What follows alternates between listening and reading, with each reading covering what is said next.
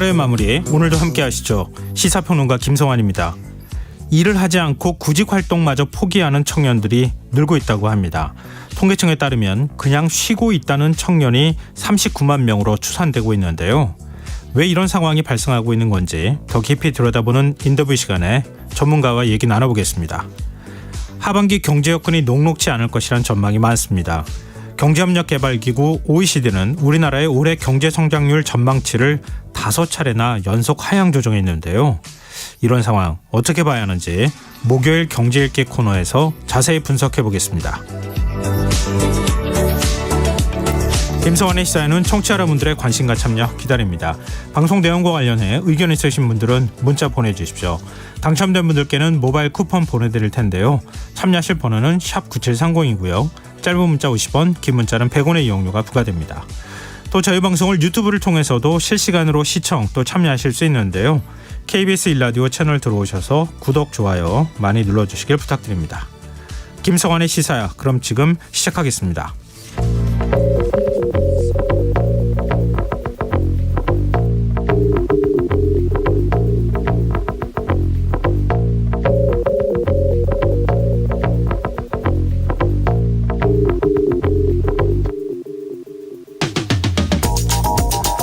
자동차를 살 때 내는 개별 소비세가 3년 만에 환원될 예정입니다. 정부는 내수 활성화 대책의 일환으로 지난 2018년부터 5년째 자동차 개별 소비세를 5%에서 3.5%로 낮춰왔는데요. 다음 달부터 다시 원래대로 세율을 올리기로 했다고 합니다. 자동차 산업 호조와 소비 여건이 개선됐다는 게 정부의 공식 설명이지만 시장에선 세수 부족을 충당하기 위한 게 아니냐 이런 해석이 나오는데요. 실제로 올해 4월까지 세수가 지난해보다 34조 원이나 덜 거친 것으로 알려지고 있기 때문입니다. 여기에 국세청이 국산차 역차별 논란을 해소하기 위해 세금 부과 방식을 바꾸겠다고 밝힌 지 하루 만에 국산차 세금 인하 효과를 무색하게 만드는 기재부의 발표가 나왔다는 점에서 정부가 정책 혼선을 자초했다는 비판도 나오는데요. 이런 상황 어떻게 봐야 할까요? 추경호 경제부총리는 오늘 열린 관훈 토론에서 세수 확충을 위해 부동산 세제를 강화할 필요가 있지 않겠느냐는 질문을 받았는데요. 추 부총리는 부동산 세제를 다시 강화한다는 것은 현재 상황에 맞지 않는다는 입장을 밝혔습니다. 양도소득세와 종합소득세, 법인세가 세수 감소에 큰 영향을 줬다는 점에서 논란이 있어 보이는데요. 이대로 정말 괜찮은 걸까요? 최근 정부가 개최한 포럼에서 담뱃값 인상론이 등장하기도 했고요. 세수 부족이 심화하면서 유류세 한시 인하 조치도 종료되는 게 아니냐 이런 관측마저 나오고 있는 실정인데요. 아직은 가능성이 있다는 정도의 이야기들이지만 세부담이 다수의 서민들에게 과도하게 쏠리는 일이 없도록 정부가 조금 더 관심을 기울여야 하지 않을까요?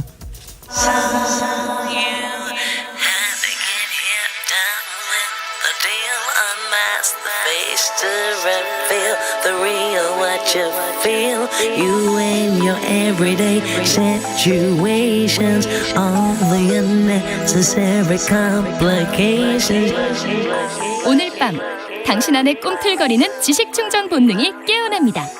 여러분의 자유탐구 영역 김성환의 시사야.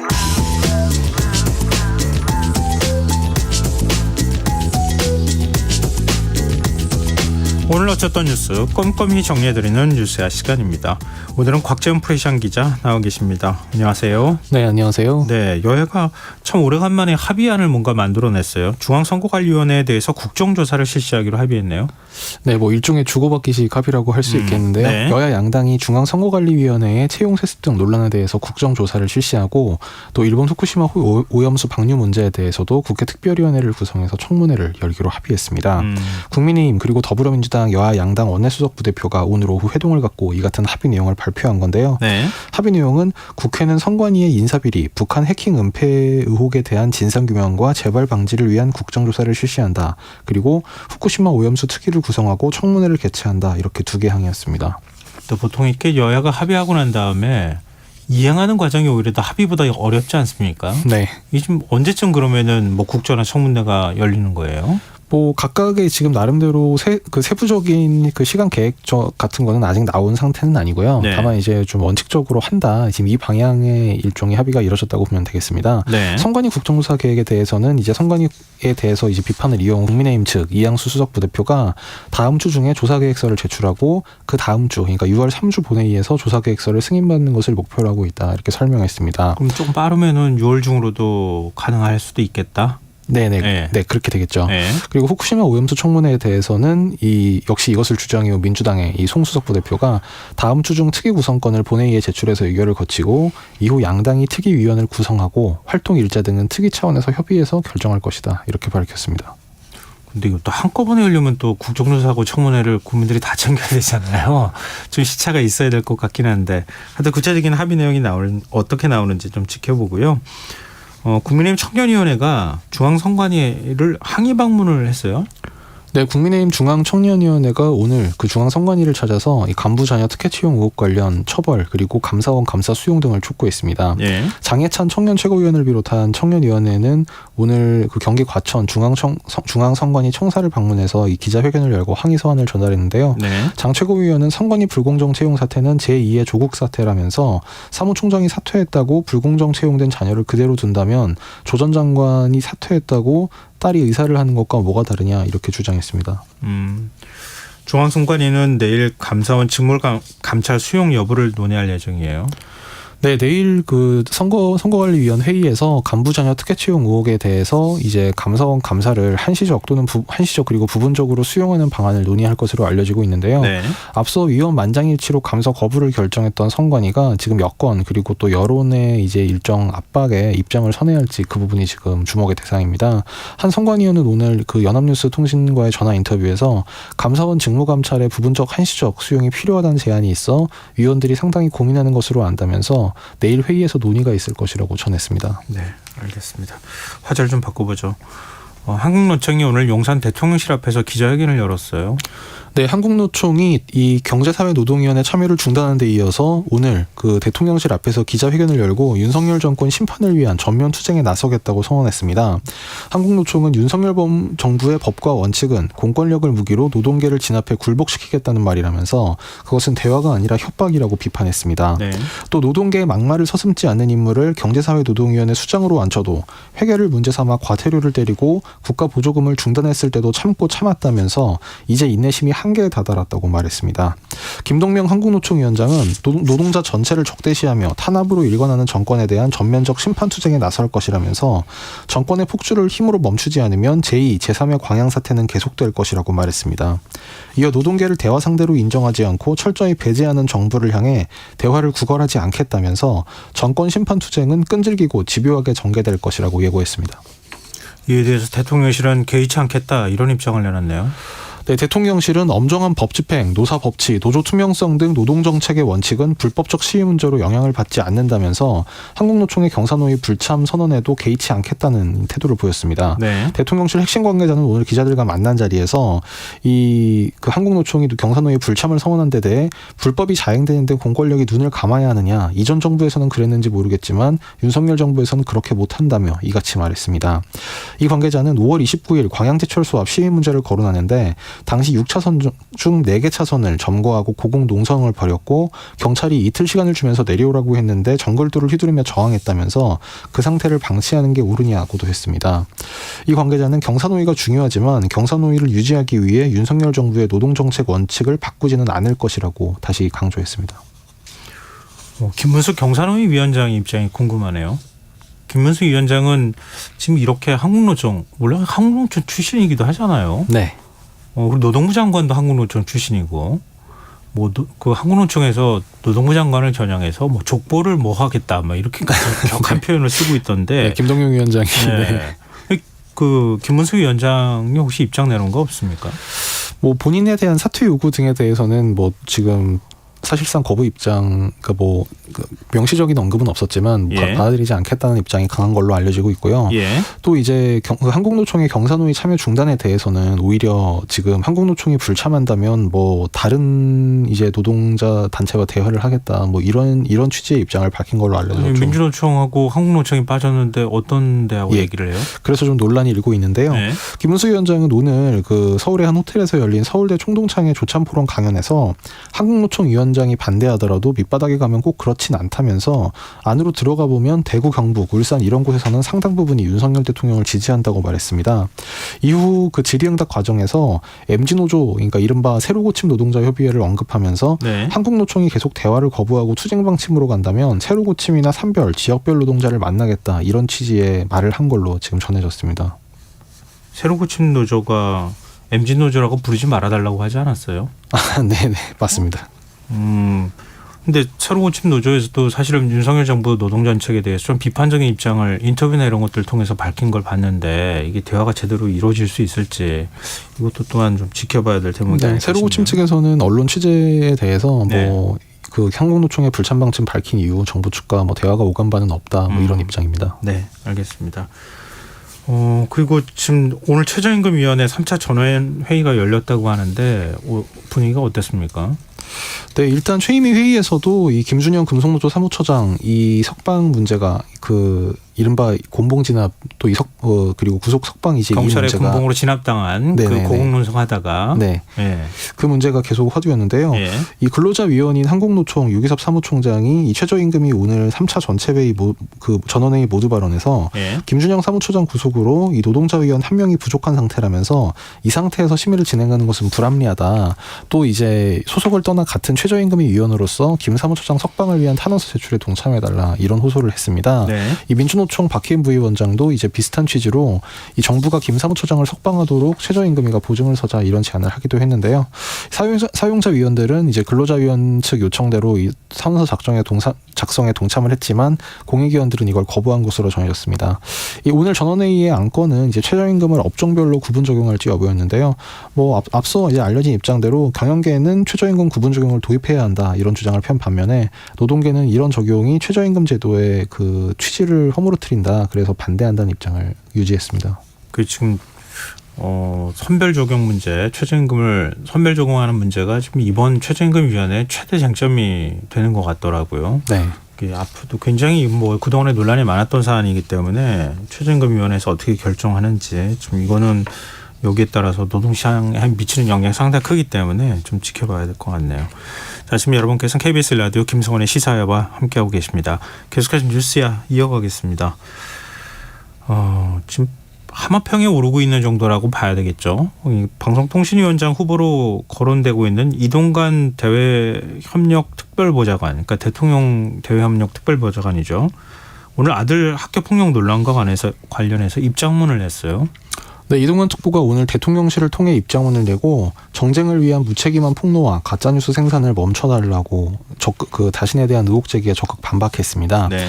이 특보는 최근 야당 대표까지 나서 무차별한 카더라식 폭로를 지속하고 이것이 왜곡 과장돼 언론과 SNS 등을 통해 확대 재생산되고 있는 상황에 더 침묵할 수 없다면서 사실관계를 떠나 제 자식의 고교재학 중 학폭 논란이 빚어진 데 대해 대단히 송구스럽게 생각한다면서도 뭐 친구 머리를 책상에 300번 부딪히게 했다든지 뭐 복도에서 친구와 싸움을 시켰다든지 이런 가해 의혹에 대해서 일방적 가해 상황은 아니었고 인터넷 등에 떠도는 학폭 행태는 사실과 동떨어진 일방적 주장이라고 부인했습니다. 또 당사자 간에 이미 사과와 화해가 이뤄졌다면서 고교 졸업 후에도 서로 연락하고 지내는 친한 사이로 학폭 피해자였다면 있을 수 없는 상황이라고 주장했습니다. 이 특보는 지난 2019년 이 자신 자녀의 학폭 의혹을 보도한 그 문화방송 스트레이트 방송에 대해서 본인 징계를 피하고자 학교 비리 의혹을 제기한 교사의 일방적 왜곡된 주장을 여과 없이 그대로 보도한 대표적인 악의적 프레임 가짜뉴스라면서 어떤 동의 과정도 없이 진술서를 공영방송에서 보도한 무책임한 행태를 개탄하며 방송 자정 능력 제고가 시급한 것을 절감하는 계기였다 이렇게 말하기도 했습니다. 국회 교육위 소속 강덕구 의원, 그러니까 민주당 소속이죠. 오늘 기자회견을 열었어요. 네, 그 민주당 강특구원의 기자회견은 지금 이동관 특보의 해명과는 거의 반대되는 내용인데요. 예. 이 강 의원은 이 이동관 자녀 학폭 사건은 제2의 정순신이라고 해도 무방하다면서 이 특보 측에서 당사자 간 원만한 합의가 이루어졌다고 주장하는 데 대해선 학폭위를 열지 않은 상태에서 아들을 전학 보냈다는 것이 명백한 실정법 위반이다. 또 저희가 들은 이야기로는 여전히 피해자 쪽에서 후유증이 남아 있다고 한다. 이렇게 주장했습니다. 그 지금 그 피해자가 이동관 그 특보는 한 명인 것처럼 설명을 한 거잖아요. 근데 더 많다고 하는 거고 피해자하고 지금도 잘 지내고 있다 아들이 이렇게 설명을 했는데 민주당 얘기로는 피해자 쪽에서 여전히 후유증이 남아있다고 얘기한다 이렇게 얘기를 하고 있고 서로 지금 주장이 엇갈리고 있는 상황인데 이 특보 측에서는 지금 2명이라고 설명을 2명이라고 했고요. 지금 그 민주당 야당 쪽에서는 그게 아니라 4명이다. 4명이다 네, 그렇게 하고 있습니다. 있고요. 근데 지금 국민의힘 내부에서도 좀 걱정 어린 목소리가 나와요. 네, 그 지난 6일 현충일이었는데 그때 이제 좀 아까 소개해드렸던 그 국민의힘 장예찬 청년최고위원이 다른 라디오 방송 인터뷰에 나와서 이런 얘기를 했습니다. 지지자들에게 일주일 사이에 문자가 1,000통 넘게 왔다 하면서 학폭이나 이런 부분에 대한 국민적 눈높이가 매우 엄격해졌다는 지적에 동의하는 바이고 만약 후보자로 지정된다면 국민이 납득할 수 있는 충분한 해명이 있어야 한다. 이렇게 말했습니다. 근데 이재명 민주당 대표는 이동관 특보와 관련해서 이명박 정부 시절 언론 탄압의 선봉장이었다 이런 표현까지 사용하면서 굉장히 격하게 비판했어요. 네, 이재명 대표가 어제 최고위원회에서 이제 이동관 특보 관련 비판을 했었는데요. 네. 말씀하신 대로 MB 정권 언론 탄압 선봉장이었다 이 점을 지적하면서 2009년 9월 손석희 전 앵커가 백분 토론에서 하차했고 감사원 감사로 정현주 KBS 사장도 내쫓았다. 당시 국정원 문건에 따르면 비판 언론인을 좌편향으로 몰아 낙인 찍고 보수지를 동원해 여론을 조작한 다음 방송에서 자연스럽게 퇴출한다. 이 좌파 진행자 퇴출 방안을 적나라하게 만들어놨다면서 언론 탄압 기술자를 방통위원장에 임명하는 순간에 윤석열 정권은 그 정점을 찍게 될 것이라고 경고했습니다. 근데 우리가 지금 방통위원장 후보로 계속 얘기를 하고 있는데 대통령실 입장은 뭐예요? 방통위원장 윤석열 대통령이 방통위원장으로 지명을 한다는 겁니까? 만다는 겁니까? 어떻게 이게 지금 언론을 통해서만 보도되고 대통령실은 뭐 가타부타 말이 없고 이거 어떻게 봐야 되는 거예요? 네, 지금 그래서 그 사이에 지금 달이 넘어간 셈이 됐는데요. 네. 지난달에 한상혁 방통위원장 면직을 윤 대통령이 제거한 후에 지금 후임자로 이제 이동관 특보를 임명할 것이다 이런 내정설이 지금 그 계속 이어지고 있는 상태인데 이 자녀 학폭 등으로 지금 여론 반향이 좀 그 당초 예상과 좀 달라서 그 추이를 좀 살펴보고 있는 게 아니냐 이런 관측이 많은 상태입니다. 오늘 입장문도 대통령실에서 뿌렸다면서요? 그 부분에 대해서 안 그래도 기자들이 사실상 이제 방통위원장 후보자 자격으로 낸 것과 거의 비슷한 이제 입장문인데 이것을 대통령실에서 전달한 것이 뭐 사실상 내정으로 봐도 되느냐 뭐 그런 취지의 질문이 나오기도 했는데요. 대통령실 관계자는 이에 대해서 지금 이동관 특보가 이 대통령 대외협력 특보이기 때문에 입장문을 전달한 것이고 내용에 대해서는 지금 대통령실에서 그 뭐라 말하지 않겠다 이런 취지로 답변을 했습니다. 네. 아 근데 후보 아닙니다 이렇게 부정해주면 되는데 그걸 지금 얘기를 안 하고 있으니까 자꾸 의심받고 있는 거 아닌가 싶은데요. 아 그런가 하면 지금 대통령실에서 KBS TV 수신료 분리징수 도입을 권고를 한 상황 아니겠습니까? 그런데 이에 대해서 김희철 KBS 사장이 오늘 기자회견을 열었어요. 네, 김희철 한국방송공사 사장 오늘 대통령실이 추진 중인 TV 수신료 분리징수 도입을 철회하면 사장직에서 물러나겠다는 입장을 밝혔습니다. 네. 김 사장은 오늘 여의도 KBS 아트홀에서 기자간담회를 열고 전임 정권에서 사장으로 임명된 제가 문제라면 사장직을 내려놓겠다면서 대통령께서 수신료 분리징수를 즉각 철회해달라고 했습니다. 이어 분리징수 추진을 철회하는 즉시 자리에서 물러나겠다고도 했습니다. 대통령실 입장도 나왔죠? 네, 대통령실 핵심 관계자는 김 사장의 이 같은 기자회견 내용에 대해 사장이 물러나게 되면 방만 경영 문제라든지 보도의 공정성 문제라든지 하는 부분이 개선될 수 있을지 모르지만 수신료 분리징수는 완전히 별개의 문제라고 이 김 사장의 주장을 일축했습니다. 이 관계자는 국민이 KBS에 원하는 것은 수신료 분리징수라면서 그것은 경영진 교체와 관계없이 국민들이 원하는 일이기 때문에 계속 이행될 것이라고 말했습니다. 이 문제와 관련해서 언론계에서는 어떤 얘기가 나옵니까? 대체적으로 좀 우려하는 반응이 많은데요. 예. 예를 들면 지난 3일에 한국언론정보학회 세미나가 있었는데 당시 참석자들, 토론자들이 이 TV 수신료 분리 징수가 사회적 합의나 정부 차원의 정책적인 맥락이 없이 추진되는 게 아니냐 이런 비판과 지적들을 한 바가 있고요. 예. 앞서 지난 4월 10일 이 언론노조 윤창현 위원장도 국민 제안이라고 하더니 한 사람이 수십 번씩 추천을 누르고 여론을 조작하고 무방비 상태인 시스템에서 여론을 들었다면서 조작된 여론으로 수신료 폐지를 지지하니까 폐지하자는 식으로 정책을 한다면 지지율 30%짜리 대통령은 무슨 근거로 더 통치를 해야 하느냐 이렇게 꼬집기도 했습니다. 네. 자, 이제 국민의힘 얘기 좀 해보죠. 오늘 조광특위를 구성했어요. 이게 조광특위가 굉장히 총선 공천과 관련해서 중요한 역할을 하는 기구 아니겠습니까? 네, 보통 당원 당규에 또 국민의힘 당규에 보면 조광특위는 당 지역 조직, 그러니까 조직위원장 공모 및 선정 절차 진행을 위해 설치하는 특별기구입니다. 네. 그래서 통상 공천작업 밑그림을 그릴 기구로 여겨져 왔는데요. 네. 오늘 최고위원회의 때 이제 이 조광특위 구성에 대해서 논의가 있었고 이와 관련해서 강민국 수석대변인이 기자들과 만나서 이철규 사무총장을 위원장으로, 배현진 조직부총장과 박성민 전략부총장을 당연직 위원으로, 또 함경우 박진호 당협위원장을 추천직 위원으로 임명했다고 밝혔습니다. 네, 그 조광특위에 친윤계 인사가 대거 포함됐다 이렇게 평가해도 되는 거예요? 언론 보도는 그렇게 나오고 있네요. 아, 대거 포함된 게 아니고 네. 그 100%라고 그렇게 볼 수 있는데 네. 사실 이거는 좀 뭐랄까요, 어떻게 보면 당연한 얘기기도 합니다. 왜냐하면요, 지금 사무총장과 아까 말씀드린 대로 조직부총장, 그다음에 전략부총장은 네. 당연직으로 들어가야 되는데 그렇죠. 네. 애초에 당직 인선 자체가 이른바 뭐 친윤 일색이다 이런 평가가 나왔기 때문에 이 당연직 위원들이 조광특위에 들어가니까 당연히 기본적으로 이 친윤 색깔이 짙을 수밖에 없고요. 네. 그리고 이제 추천직 위원으로 들어간 이를테면 뭐 함경우 경기 광주갑 당협위원장, 이분은 윤 대통령이 국민의힘에 입당하기 전부터 이제 국민캠프 정무보좌역이었고, 박진호 김포갑 당협위원장도 국민캠프 청년위원장을 지내기도 했습니다. 뭐 이철규 사무총장, 뭐 배현진 의원, 박성민 의원은 뭐 다 아시다시피 뭐 이른바 윤핵관으로 꼽히는 인사들이고요. 네. 그리고 이태원 참사 부실 대응 혐의로 구속돼 재판을 받고 있었던 박희영 용산구청장 어제 보석으로 풀려났어요. 오늘 바로 업무 복귀했다면서요? 네, 이태원 참사 부실 대응 혐의로 재판을 구속 상태에서 받다가 보석으로 풀려난 박희영 용산구청장이 석방 이튿날인 오늘 곧바로 출근을 했습니다. 네. 다만 이태원 유족들이 강하게 반발하며 출근을 저지하겠다고 밝힌 상태에서 박 구청장이 일찌감치 청사로 나와서 충돌을 피하면서 결과적으로 유족들과 만남은 이뤄지지 않았는데요. 유족들이 면담을 요구하면서 거세게 항의했고 구청의 출근 사실 확인을 요청하는 등 갈등을 빚기도 했습니다. 이태원 참사 유가족들은 그 구청 앞이죠. 요즘 행정타운이라고 또 이렇게 부르던데 네. 행정타운 앞에서 기자회견을 열었더라고요. 네, 이태원 참사 시민대책회의 또 유가족협의회는 오늘 사실 오전 8시부터 이제 구청장 출근 저지를 위해서 청사 앞에 모여 있었는데요. 네.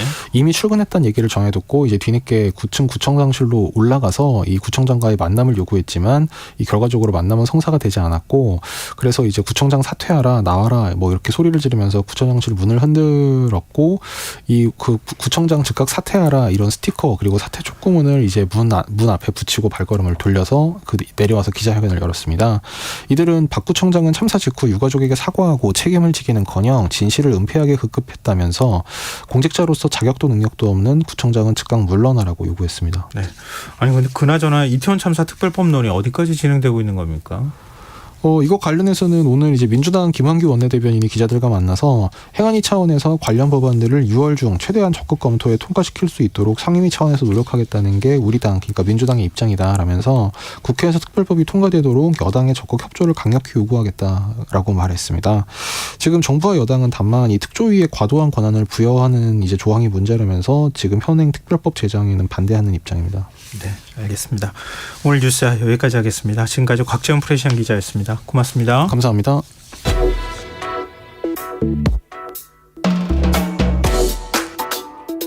더 나은 내일을 준비하는 시간, KBS 1라디오 김성환의 시사야.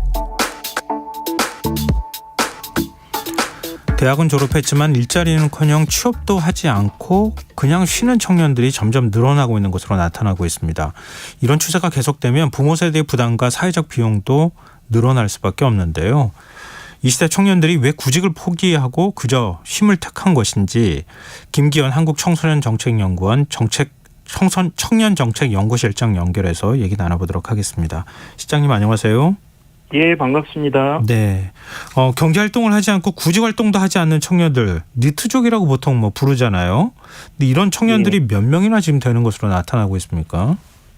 우리나라에서는 경제활동 인구조사가 있습니다. 여기에 네. 지난주 주된 활동으로 쉬었다라고 응답한 사람을 기준으로 니트 규모를 좀 추정을 해왔습니다.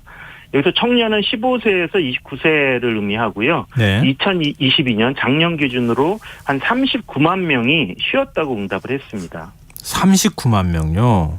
그러면 예. 전체 청년에서 한 몇 퍼센트 정도 차지하는 겁니까?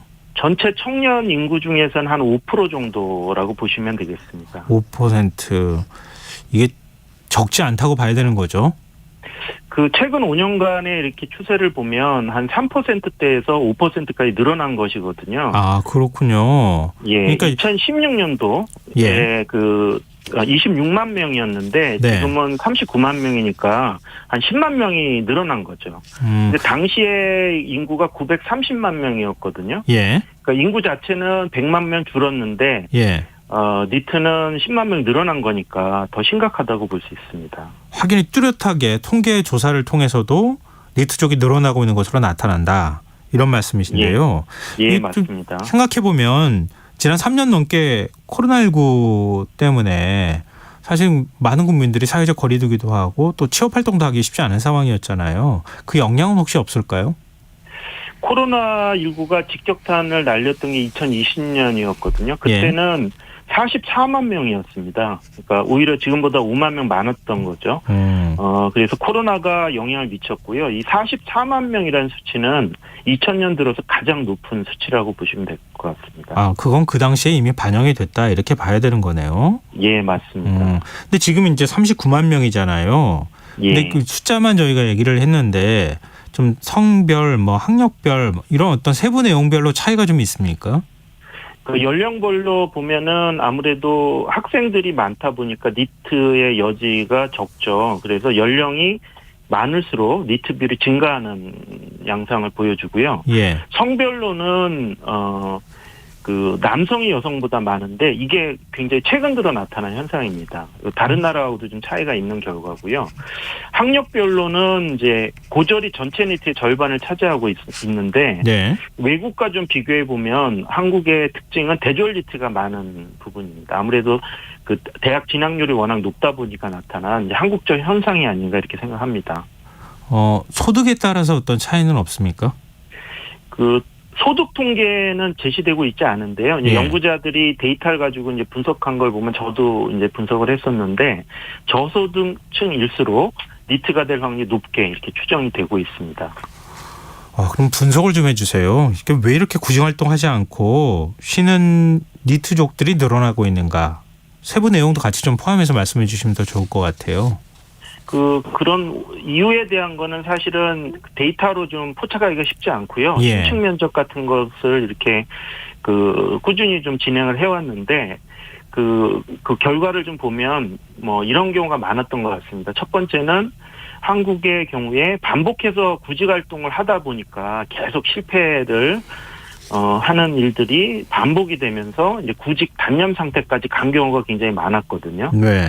그리고 또 한 가지는 취업이 참 어려운데 그렇게 어렵게 취업을 한 청년들 중에서 자신과 맞지 않는 일이라고 생각을 하거나 아니면 직장 문화 때문에 그걸 견디지 못해서 그만두는 분들의 경우에도 당분간은 그냥 쉬자라고 하는 그런 경우가 또 많이 발생을 하고 있는 게 아닌가 이렇게 생각이 듭니다. 근데 남성이 여성보다 많은 건 어떻게 봐야 됩니까? 이게 국제적으로 봤을 때는 대부분의 나라가 여성이 더 남성보다 많거든요. 예. 이게 아무래도 취업의 어려움의 정도의 차이가 있기 때문에 그런 부분들이 일반적으로 나타나는데 네. 최근 몇 년간 남성 니트가 증가한 이유와 관련해서는 예를 들면 공시생이라든지 이런 경우에 남성 비율이 좀 높은 부분들이 있습니다. 그래서 그런 시험 준비를 한다든지 하는 이제 그런 부분들이 좀 증가한 부분들이 이런 반복적인 실패 상황들이 이어지면서 역전 현상이 좀 나타난 게 아닌가 이렇게 생각을 하고 있습니다. 보통은 이제 뭐 취업 준비를 한다거나 이럴 때는 좀 이렇게 니트적으로 잡히지는 않을 것 같은데 뭐 공무원 시험 준비를 한다거나 이렇게 할 때 그게 한 번, 두 번 떨어지는 횟수가 늘어나고 해가 거듭될수록 자연스럽게 니트족 쪽으로 이렇게 가는 경향이 나타날 가능성이 있다. 이렇게 보신다는 거잖아요. 예. 근데 일각에서는 또 그런 얘기예요. 요즘 이제 청년 세대가 힘든 거 잘 몰라서 그런다. 뭐 이런 얘기도 하고요. 너무 그동안에 부모님이 오냐오냐 해줘서 그런 거다. 이렇게 또 표현하기도 하고 그러거든요. 좀 어떻게 보십니까? 이런 반박이라든가 아니면 의견에 대해서. 근데 저는 이제 청년 당사자의 문제라기보다는 한국의 좀 특수한 상황이 더 원인이 아닌가 이렇게 생각을 하는데요. 네. 그 한국의 노동시장이 이제 다른 나라와 굉장히 다른 부분 중에 하나가 대기업, 중소기업 간에 그다음에 정규직, 비정규직 간에 그 격차가 굉장히 크다는 것입니다. 이게 노동시장 이중구조라고 이렇게 얘기를 많이 하는데요. 예. 그러면 당연하게 청년들은 한쪽으로 이제 쏠릴 수밖에 없게 되고 예. 진입문이 매우 좁다 보니까 실패할 가능성이 높은 거죠. 그래서 공시생처럼 장기간의 대기 상태에 있다가 계속 실패를 한 사람들이 결국은 자포자기 상태로 내몰릴 위험이 있다. 이런 것들이 지금 이 니트 통계의 결과로 이어진 게 아닌가 이렇게 생각을 하고 있습니다. 그러니까 뭐 좀 어른들이 그런 표현들을 사용하기도 하는데요. 좀 힘든 거 안 하려고 해. 근데 이렇게 또 표현하는데 힘든 걸 안 하려고 하는 게 아니라 조금 힘들더라도 보람 있게 뭔가 계층을 올라갈 수 있는 계층 사다리가 있어서 나도 거기에 대한 정당한 보상을 받으면 괜찮겠는데 그렇지 못하니까 아예 한쪽에 제대로 대우받을 수 있는 곳을 도전을 계속 반복하더라도 거기로 가려고 하는 이런 현상이 맞습니다. 있다는 거잖아요. 예. 그러니까 비정규직에서 한번 비정규직이 되면 평생 비정규직이 되는 이런 불합리한 것 때문에 오히려 이런 현상들이 나타나고 있다. 이런 말씀으로 들리는데요. 예, 맞습니다. 현금성 지원이 니트족 양산을 부추기고 있다. 이런 주장에 대해서는 어떻게 보세요? 최근 들어서 이제 직접 지원이 우리나라에서도 그동안은 간접 지원만 하다가 직접 지원이 되면서 이게 이제 청년 수당을 비롯한 이제 현금성 지원으로 좀 이렇게 나타나고 있는데요. 네. 이러한 지원이 취업을 하지 않고 대기 상태를 더 늘렸다. 니트 상태를 더 길게 가져가겠다. 이런 연구 결과보다는 니트 청년들이 더 충실하게 취업을 할 수 있도록 돕는 역할을 했다라는 연구 결과가 사실은 더 많습니다. 그래서 완전히 그럴 가능성을 배제할 수 없습니다만 어쨌든 그 직접적인 지원을 하는 부분이 니트 청년에게 도움이 된다라고 하는 부분이 좀 더 연구 결과 많다 이렇게 말씀드릴 수 있을 것 같습니다. 네. 근데 이게 뭐 우리나라 고령화 현상이나 아니면 저출산 현상이나 이런 거하고도 또 뭐 전혀 관계가 없다고 볼 수는 없잖아요. 근데 우리보다 먼저 이런 일들을 겪었을 것 같은데 외국 같은 경우에는 다른 나라 상황은 어떻습니까?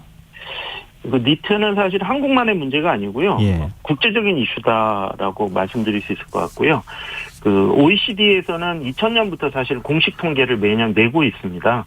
근데 추정 방식은 쉬었다로 하지는 않고 니트를 일도 학업도 훈련도 받지 않는 청년으로 좀 폭넓게 정의를 하고 있어요.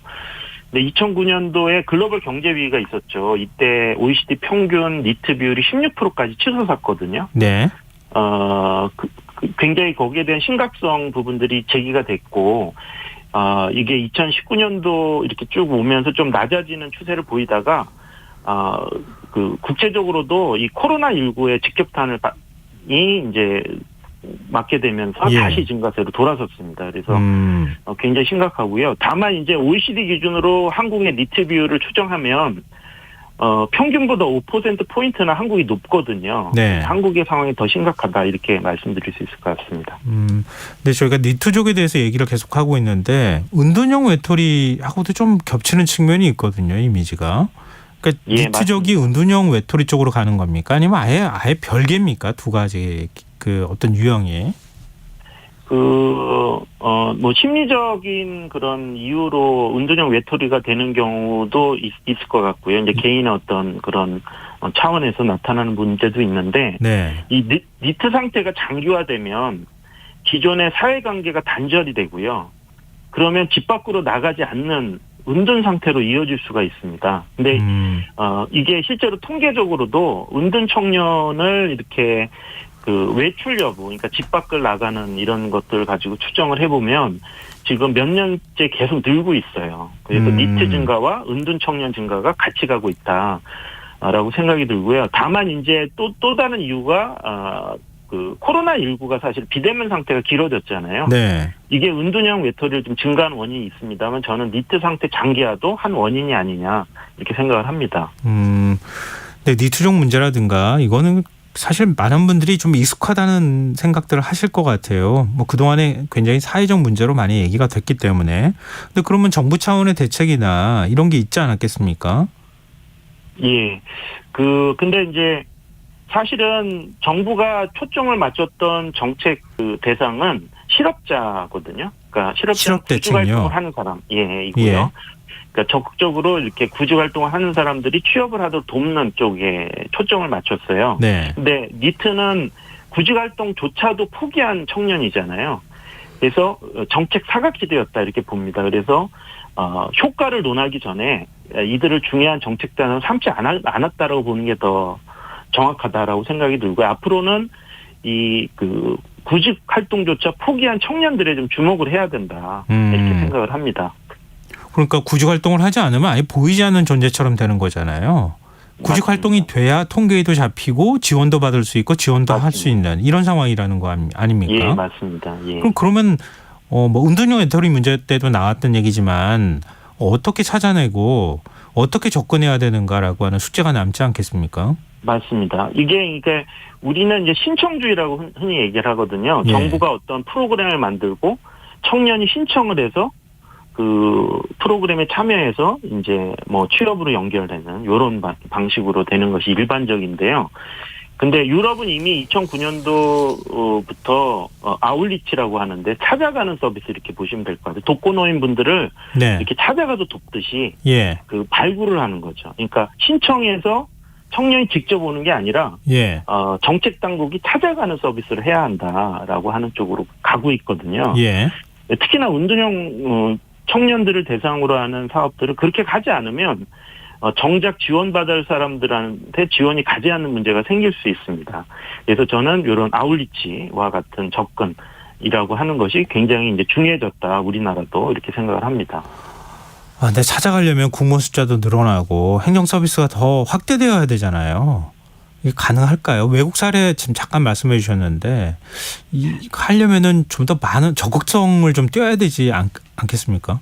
예, 맞습니다. 근데 그게 대표적인 나라가 독일이나 일본 같은 나라가 그게 잘 되고 있는데 그게 가능했던 조건이 있습니다. 뭐냐면 그 독일이나 스위스는 그 학교를 졸업하기 전에 취업이 되는 그러니까 그런 예방적 접근 뭐 그렇게 얘기를 하는데요. 예. 그런 조기 개입을 통한 취업이 이루어집니다. 그렇게 되면 졸업 후에 취업이 되지 않는 상태에 있는 청년들이 소수입니다. 그 네. 소수에 대해서는 집중적인 지원을 해서 그 상태에서 벗어날 수 있도록 지원해주는 사업들을 하고 있거든요. 네. 우리나라도 그게 좀 필요한데 한국은 기본적으로 그 졸업하고 11개월 정도가 지난 후에 취업이 되는 나라예요. 예. 졸업 전에 취업이 아니라. 근데 일본 같은 경우에는 취직 내종료는 통계를 내거든요. 예. 졸업 전에 얼마나 취업하느냐 80%가 넘어요. 그러니까 완전히 한국과 다른 그런 상황이 있죠. 그렇기 때문에 이런 조기 개입을 통해서 졸업 전에 좀 취업시키는 거를 강화하는 것들이 굉장히 중요하다고 생각을 하고요. 그리고 나서 맞춤형으로 취업이 되지 않은 청년들을 지원하는 이런 형태의 접근이 이루어지는 게 매우 중요하다 이렇게 생각합니다. 네, 알겠습니다. 그 말씀 굉장히 와닿네요. 국가가 취업을 책임지는 거나 다름이 없는 거잖아요. 그런 적극성을 정부가 좀 띄워야 되지 않을까 하는 생각이 드네요. 말씀 듣다 보니까. 오늘 말씀 고맙습니다. 예, 감사합니다. 네, 지금까지 김기현 한국청소년정책연구원 청년정책연구실장이었습니다.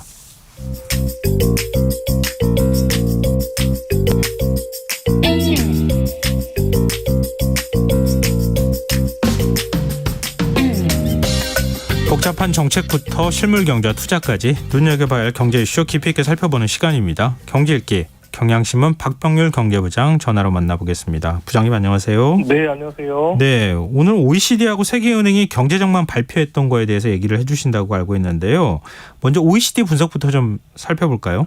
네, 어제 경제협력개발기구, 저희가 이제 OECD라 부르는데, OECD가 이제 한국 경제 올해 성장률 전망치를 이제 수정해서 발표를 했습니다. 근데 그 내용을 보니까 이제 1.5% 전망을 했는데요. 예.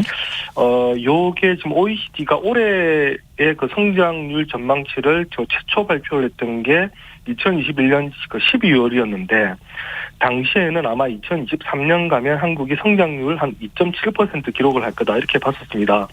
그런데 이게 지금 5번째 수정 전망치를 냈는데요. 5번 내내 지금 연속해서 떨어뜨렸다는 게 좀 특징입니다. 처음에 2.7%에서 지난해 6월에 2.5%로 낮췄고요. 네. 그리고 이제 9월에 2.2%, 11월에 1.8%, 그리고 올해 3월에 1.6%로 낮췄는데 또 석 달 만에 이제 1.5%로 이제 5번째 연속 지금 하향 조정을 했는데, 이게 추세적으로 계속해서 올해 성장률 전망치를 낮춘 걸 보면 하반기까지 계속해서 한국 성장률이 좋지 않을 거다라고 지금 예상을 OECD가 하고 있다 이렇게 보시면 됩니다. OECD가 이렇게 낮춘 이유를 또 밝혔는데요. 네. 이 방역 조치가 해제되면서 대면 서비스 중심으로 민간 소비가 회복되고는 있지만 고금리 등으로 인해서 민간 투자가 여전히 부진하다 이렇게 밝혔고요. 또 반도체를 중심으로 글로벌 수요가 둔화가 되면서 수출이 지금 계속해서 감소하고 있다. 이것도 지적했습니다. 또 물가 상승률이 4월 들어서 3.7%까지 떨어졌지만 여전히 근원 인플레이션이 높고, 또 이제 공공 개인 서비스 가격이 계속해서 상승해서 여전히 높은 수준인데, 이제 이 말은 바꿔 말하면 이제 내수가 좀 나빠질 수 있지 않느냐 이런 얘기입니다. 내년도 우리나라 성장률 전망치도 또 낮췄습니다. 네. 2.3%로 봤는데 이번에는 2.1%로 0.2% 포인트를 낮췄는데, 결국 하반기를 거쳐서 내년까지 갈 때도 한국 성장률은 그다지 좋지 않을 거다 이렇게 본다는 얘기입니다. 그렇는데 세계 성장률 전망치는 오히려 올렸잖아요. 네, 사실 이게 좀 더 이제 포인트가 될 것 같습니다. 우리 성장률 전망치는 앞서 말씀드린 것처럼 지금 5차례 연속으로 낮췄는데, OECD가 올해 세계 경제 성장률은 2.6에서 2.7%로 0.1%포인트 상향 조정을 했습니다. 원래 지난해 6월에 올해 세계 성장률 2.8%로 봤다가 지난해 11월에는 2.2%까지 하향 조정을 했는데요. 이게 지난해 11월 이후에 지금 세계 경제 성장률은 지금 2차례 연속 상향 조정을 하고 있는 겁니다. 2.2에서 2.6, 2.7까지 지금 올라오고 있는데, 네. OECD가 그 이후로 에너지 가격이 하락하면서 물가 상승세가 글로벌하게 한풀 꺾이고 있고, 그래서 아마 가계 기업 심리가 반등을 할 것이다.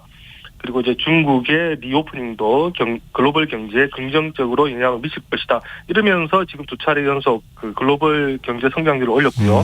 네. 국가별로도 보니까 미국을 1.5에서 1.6, 유로존을 0.8에서 0.9, 중국도 5.3에서 5.4로 이렇게 각각 0.1%포인트씩 다 올렸습니다.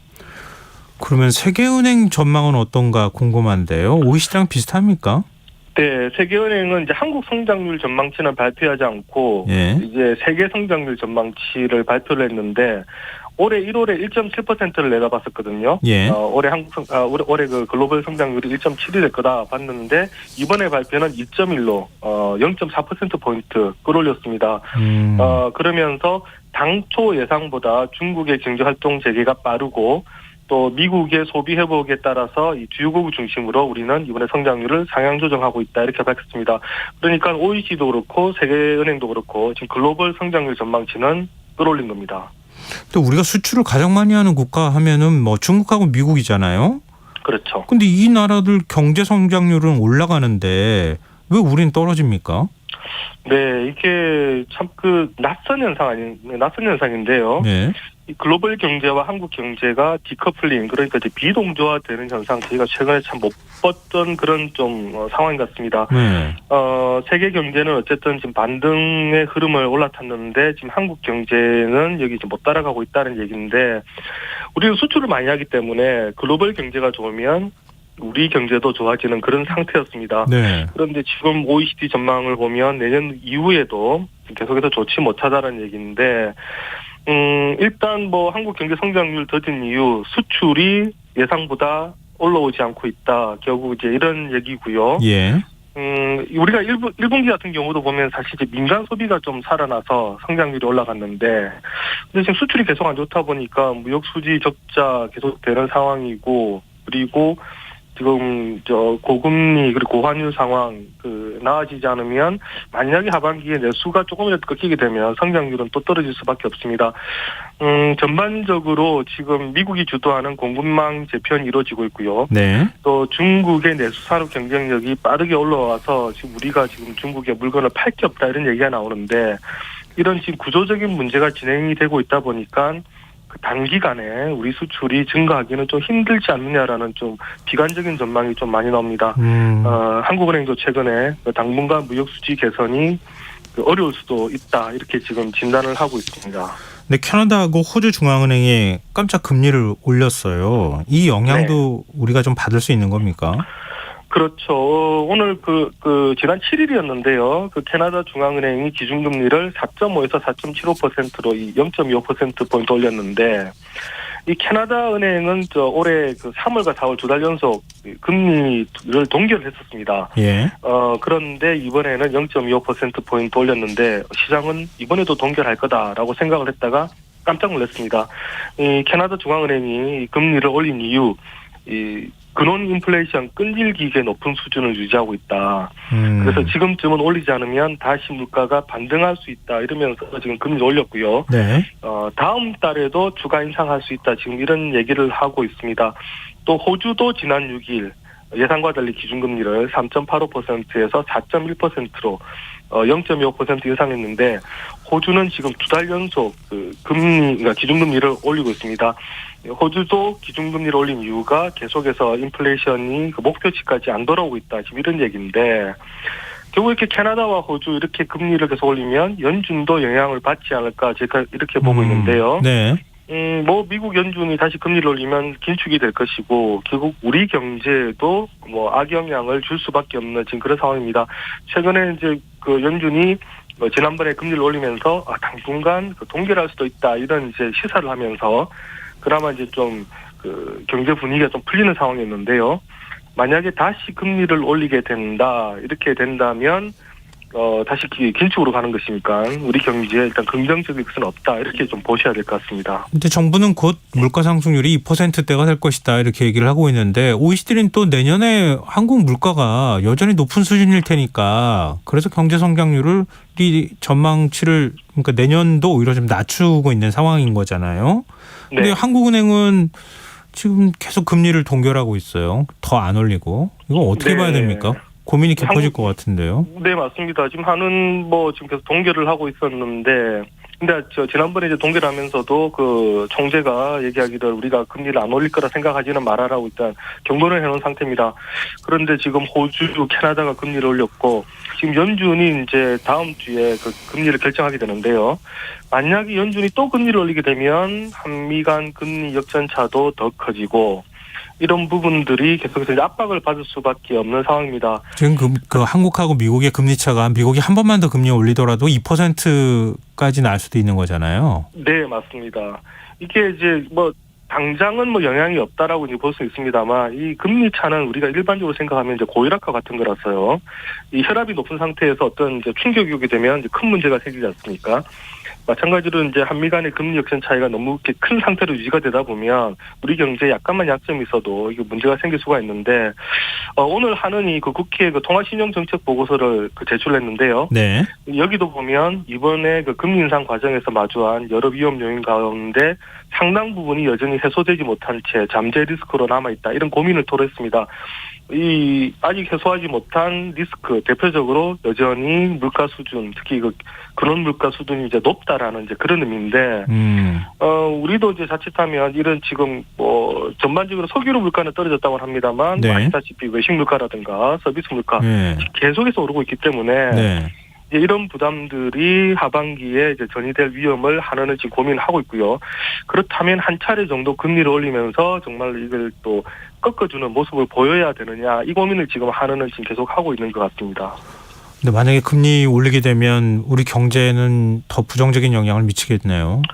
네, 일단 더 이상 한은이 금리를 올리지는 못할 것 아니냐라는 기대를 하고 있고요. 예. 사실 그런 기대 때문에 최근 가계대출이라든가 이런 금리가 좀 떨어지고 있었는데 만약에 한은이 깜짝 금리 인상을 하게 되면 역시 영향을 받겠죠. 오늘 주식시장 같은 경우 지금 보면 호주랑 캐나다 금리 올리고 연준도 금리 올릴 것 같아 이런 우려가 크다 보니까 코스피 사거래일 만에 이제 하락 마감을 했습니다. 네. 그리고 특히 외국인들이 순매도를 했는데 제가 지난주까지는 외국인들이 이상하게 우리 주식에서 많이 산다라고 말씀을 드렸는데요. 예. 오늘까지 지금 3거래일 연속으로 또 외국인 투자들이 지금 순매도를 하고 있습니다. 그러니까 지금 계속 사들이다가 지금 얼마 전부터는 이제 파는 걸로 지금 분위기가 바뀌고 있는데 그동안 이제 그 연준이 금리를 동결할지도 모른다라고 기대했던 것들이 조금씩 약해지면서 다시 또 이제 위험 선호를 좀 회피하려는 또 그런 분위기가 커지는 것 아닌가 이런 또 우려를 제가 할 수가 있을 것 같습니다. 근데 일희일비하면 안 되는데 하는데 이건 뭐 도대체 종잡을 수가 없어요. 며칠 전하고 며칠 뒤가 다르고 뭐 앞으로 또 어떻게 될지는 뭐 아무도 예측하기 좀 어려운 상황이 아닐까 싶은데요. 이런 불확실성이 지배하는 사회에서 우리 수출은 어떻게 해야 되는가? 다시 이 문제로 좀 돌아오면 내일 4월 경상수지가 발표돼요. 어떻게 좀 상황이 나아지겠습니까? 네, 지금 우리 경상수지 보면 1월이 적자였고요. 3월이 흑자였는데 그래서 지금 1, 2, 3월 합친 1분기는 우리가 누적해서 적자를 지금 기록을 하고 있습니다. 분기 적자 지금 11년 만에 지금 처음인데 한국은행은 이제 지난달 얘기하기를 4월 경상수지는 균형 수준에 나올 거다. 그러니까 적자는 안 볼 거다라고 얘기를 했습니다. 네. 근데 지금 과연 그럴까라는 좀 우려가 드는데요. 우리가 통상 이제 4월은 국내에서 나가는 배당이 많습니다. 예. 그러니까 지금 4월 보면 무역 수지, 그러니까 상품 수지 적자가 지금 클 것 같고 또 서비스 수지도 지금 우리가 여행을 많이 가다 보니까 적자인데 과연 이런 상황에서 배당까지 많이 나가면 적자를 좀 벗어날 수 있을까 이런 좀 우려가 좀 있고요. 물론 이제 상품 수지는 무역 수지랑 좀 달라서 이게 많은 그 무역 수지 적자에도 불구하고 이제 상품 수지는 또 플러스로 보일 수는 있습니다만. 그럼에도 불구하고 배당을 생각하면 역시 좀 적자 가능성이 저는 조금 높다고 봅니다만. 예. 하지만 또 하는데 어떤 데이터가 있을 테니까요. 일단 내일은 한번 또 지켜봐야 되는데 다만 내일 만약에 큰 폭의 적자를 기록을 한다면 이게 또 한은의 금리 결정에 영향을 미칠 수가 있습니다. 알겠습니다. 자, 오늘 경제 읽기 여기까지 하겠습니다. 경향신문 박병률 경제부장이었습니다. 고맙습니다. 네, 감사합니다. KBS 1라디오 김성환의 시사 1부 순서 여기서 마무리하겠습니다.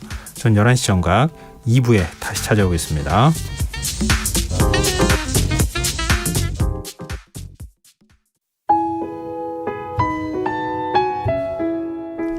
청취자 여러분, 위기가정을 찾아주세요. 어려운 경제 상황 속에서 긴급한 경제적 지원이 필요한데도 복지 사각지대에 놓여 있어 아무런 지원도 받지 못하고 극한 상황으로 내몰리고 있는 위기가정이 늘고 있습니다. KBS 강태원 복지재단에서는 사회 안전망에서 벗어나 위기에 처해 있는 가정을 발굴해 긴급 지원하는 사업을 진행합니다. 여러분 주위에 스스로의 힘만으로는 도저히 일어설 수 없는 힘든 이웃이 혹시 있는지 찾아봐 주세요. 우리 사회의 건강한 구성원으로 신속히 복귀할 수 있도록 KBS 강태원 복지재단이 작은 힘을 보태겠습니다. 여러분의 제보 전화를 기다립니다. KBS 강태원 복지재단 제보 전화 1533-0900, 1533-0900입니다.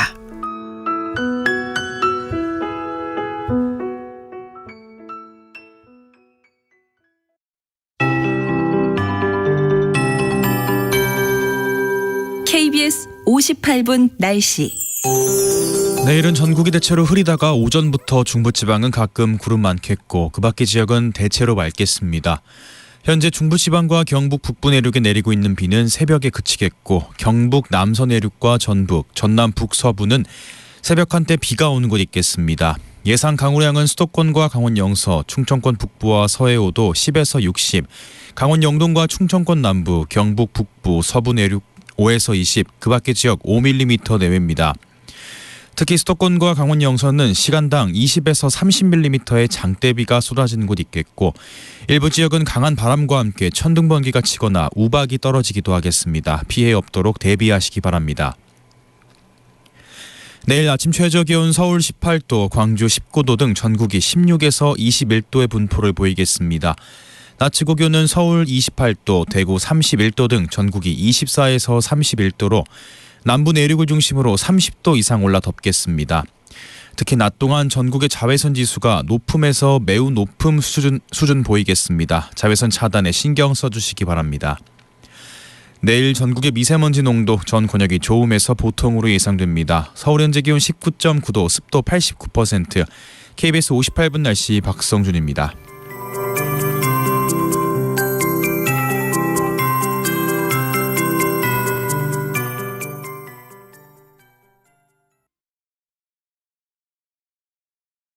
정성을 다하는 국민의 방송 KBS가 11시를 알려드립니다.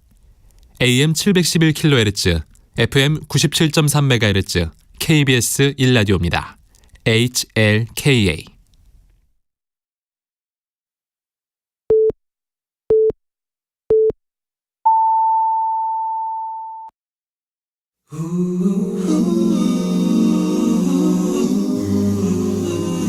이 밤 그냥 보내긴 아쉬우니까요.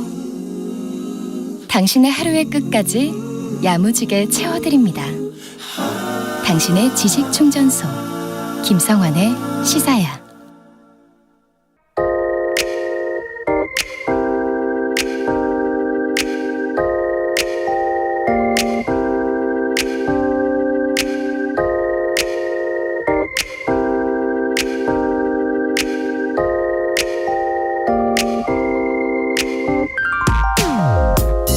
한 시간 전쯤 KBS로 오던 길에 몸을 움찔거릴 만큼 놀라는 일이 있었습니다.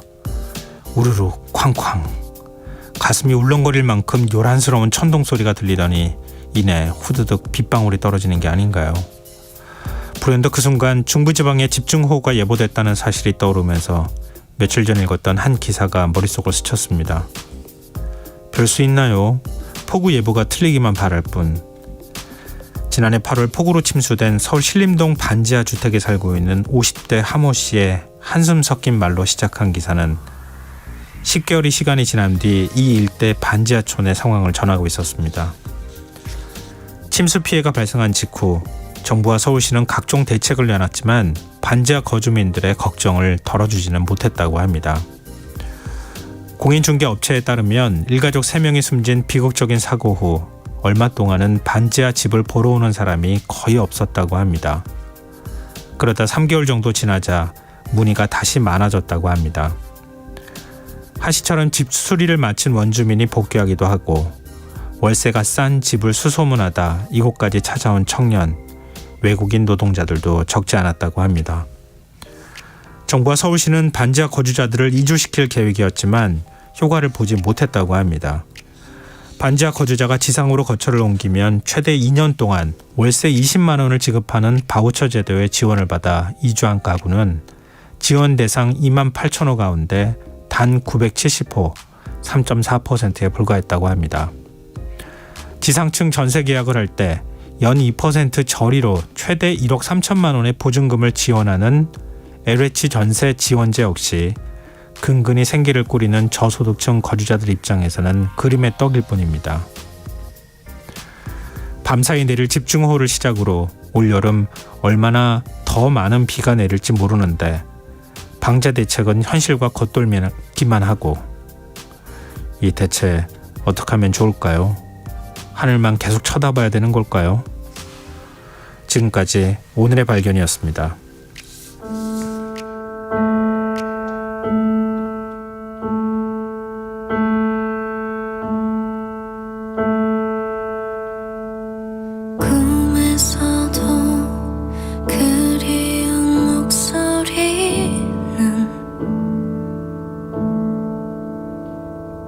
이름 불러도 대답을 하지 않아.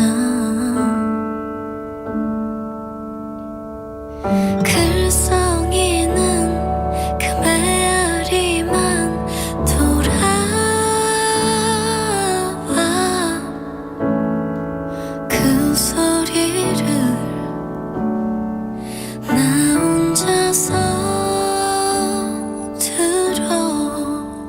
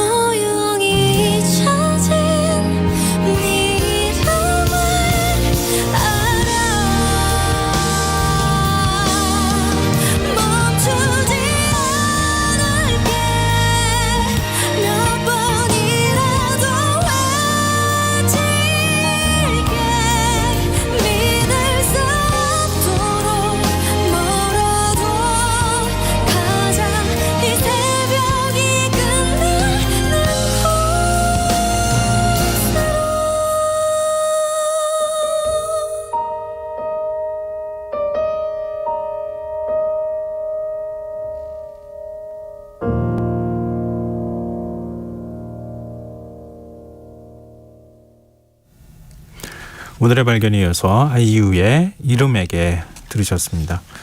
김성원의 시사는 언제나 청취자 여러분의 관심과 참여 기다립니다. 오늘도 청취자분들 의견 많이 들어오고 있는데요. 지금 신림동 반지하 주택 상황에 대해서 오늘의 발견에서 말씀드렸는데요.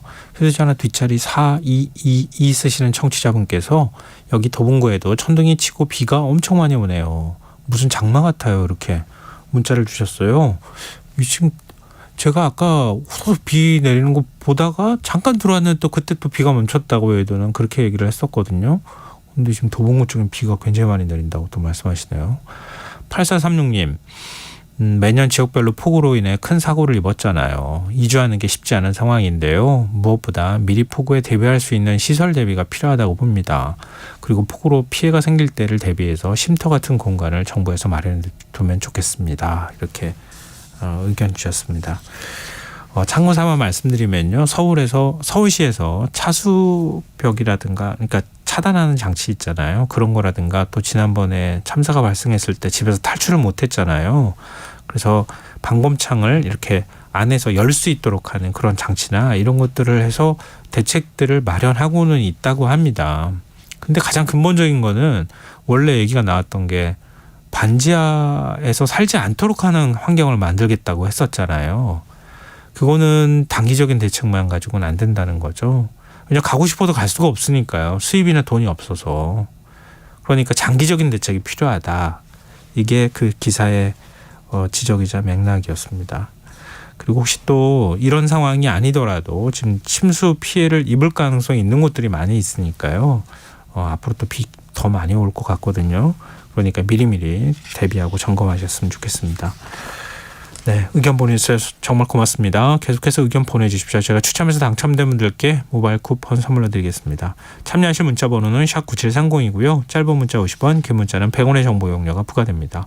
콩 게시판 KBS 라디오 유튜브 채널을 통해서도 무료로 참여하실 수 있습니다. KBS 라디오 김성환의 시사회와 함께하고 계신 지금 시각은 11시 10분입니다.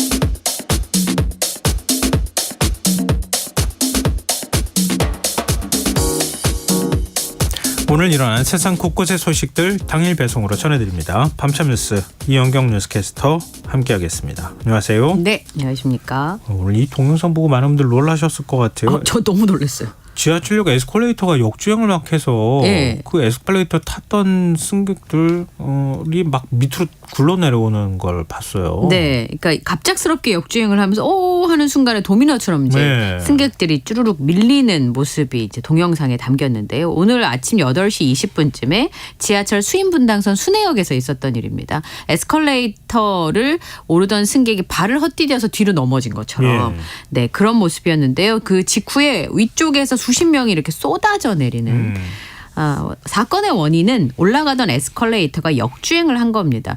급한 대로 손잡이를 잡고 올라갔다가 굴러떨어지시는 분들도 있었는데요. 뭐 그야말로 아수라장이 되는 데는 8초밖에 걸리지 않았는데요. 실제로 이 사고로 14명이 다쳐서 병원으로 옮겨졌고 대부분은 가벼운 찰과상을 입었고 다리를 크게 다친 한 명이 입원 치료를 받고 있습니다. 순회역이요. 뭐 가보신 분들은 잘 아시겠지만 지하철역과 백화점, 상가, 아파트 단지가 밀집되어 있습니다. 유동인구가 많아서 사고 당시에는 에스컬레이터에 빈 곳이 없을 정도로 빽빽하게 탑승객이 탄 상황이었고요. 100명이 넘는 이용객 가운데 요즘 스마트폰들 많이 하시니까 손잡이를 안 잡고 계신 분들도 많았습니다. 실제로 CCTV 영상을 보면 지상으로 이동하던 에스컬레이터가 작동하던 중에 갑자기 정지해서 뒤로 밀리는 장면이 고스란히 담겨져 있었는데 이 현장에서 에스컬레이터의 수동 조작 장치를 작동시켰어요. 그러니까 누군가가 고의로 이런 사고를 일으켰을 가능성은 없는 것으로 보고 있습니다. 이 순회역을 운영하는 주체는 한국철도공사고요. 에스컬레이터 운영과 관련된 것은 관리는 별도의 위탁업체, 작은 업체가 담당을 하고 있다고 합니다. 여기가 하루 평균 한 2만 6천 명의 승객이 이용하는 곳이라고 하는데요. 사고가 일어난 순회역 2번 출구의 양방의 에스컬레이터를 모두 다 통제를 하고 경찰에서 목격자와 관계자들을 상대로 정확한 사고 원인을 조사하고 있습니다. 코레일에서는 사과를 했고요. 치료와 보상에 최선을 다하겠다. 재발 방지 대책을 마련하겠다라는 입장을 밝혔습니다. 그런데 시민들은 이전부터 좀 불안했다. 네. 이런 얘기를 하고 있어요. 네. 사고가 발생한 에스컬레이터가 좀 오래됐기 때문인데요. 이게 네. 2009년에 설치가 됐고요. 높이는 한 9m 정도 되고 출근 시간대에 이용객이 많이 올라타면 피해가 좀 커질 수도 있는데 여기를 이용하신 분 얘기를 좀 들어보니까 사고 난 에스컬레이터가 전부터 불안했다. 해당 에스컬레이터의 발 디딤판이 심하게 덜컹거려서 놀란 적이 있다라는 목격담도 있었고요. 이게 이제 어쨌든 오래된 에스컬레이터다 보니까 점검을 제대로 하고 있는 것이냐. 이런 궁금증들을 일으키시는 분들이 많았었는데요. 네. 이 기기가 지난해 9월 30일에 한국승강기안전공단의 정기검사에서 합격 결과를 받은 적이 있었고 이게 7월 7일이 유효 기간이었다고 합니다. 그리고 지난달에요. 매달 한 번에 그 안전점검이 들어가는데 네. 국가승강기정보센터에서 결과를 등록을 합니다. 그런데 지난달 10일에 자체 안전점검을 했을 때 양호 판정을 받았대요. 오늘 사고 난 에스컬레이터가. 네. 역주행 사고와 직결되는 게 보조 브레이크 작동인데 이 부분에 대해서도 안전 감지 항목에 모두 이상 없음의 결론이 내려졌다고 합니다. 작년 9월에 안전점검 받았을 때도 문제 없다라는 판정을 받았고요. 그러니까 이 누리꾼들이 궁금해하는 것처럼 문제가 있는데 오래됐으니까 부실 점검 가능성이 있지 않느냐 이렇게 보고 있는데요. 네. 이 에스컬레이터가 15년마다 정밀 안전 검사를 하는데 14년 됐으니까 이제 1년 남아 있는 상황이었던 거죠. 네. 근데 노후화로 인한 기계적 결함은 어쩔 수 없이 발생할 수 있다는 겁니다. 오래 쓰면 마모도 발생하고 노화도 발생하니까요. 지금 합동 조사를 벌일 계획입니다만 코레일에서 요 비슷한 시기에 설치된 전국의 에스컬레이터가 37대나 된다 그래요. 그래서 그것도 점검을 한다고 합니다. 뭐 역주행 방지 장치를 설치하도록 의무화하고 네. 있다. 뭐 이런 얘기도 들리긴 하는데 근데 에스컬레이터 사고는 계속되고 있단 말이에요. 그러니까 이런 사고가 되풀이돼 왔던 거죠. 예, 일상에서 에스컬레이터를 많이들 쓰시잖아요. 9년 전에 그러니까 2012년 7월에 서울 지하철 2호선 서울대 입구역에서 왼쪽 에스컬레이터를 타고 가던 승객들이 뒤로 밀리는 이런 일이 있었습니다. 그때도 에스컬레이터가 역중을 했던 건데요. 네. 그때 이 사고로 24명이 다쳤고요. 2년 뒤인 서울 1호선 종로 3가역에서도 비슷한 사고가 있었습니다. 그때도 올라가던 에스컬레이터가 역주행을 하면서 사람들이 중심을 잃고 쓰러지기도 했었는데 이런 위험을 막기 위해서 에스컬레이터에는 역주행을 감지해서 강제로 에스컬레이터를 멈추게 하는 방지 장치가 설치되어 있습니다. 2014년부터 국내의 모든 에스컬레이터에게 이런 거를 설치하도록 의무화했는데요. 문제는 2014년 이전에 설치된 에스컬레이터도 역주행 방지 장치를 추가로 설치해야 된다라고 하는 겁니다. 오늘 말씀드렸던 이 에스컬레이터 같은 경우도 2009년에 설치가 된 거잖아요. 네. 그러면 2014년 이후에는 강제로 그렇게 설치하도록 되어 있습니다만 이전에 설치된 에스컬레이터가 전국에 26,128대나 됩니다. 그러니까 이런 부분들도 조심을 해야 되는 거고요.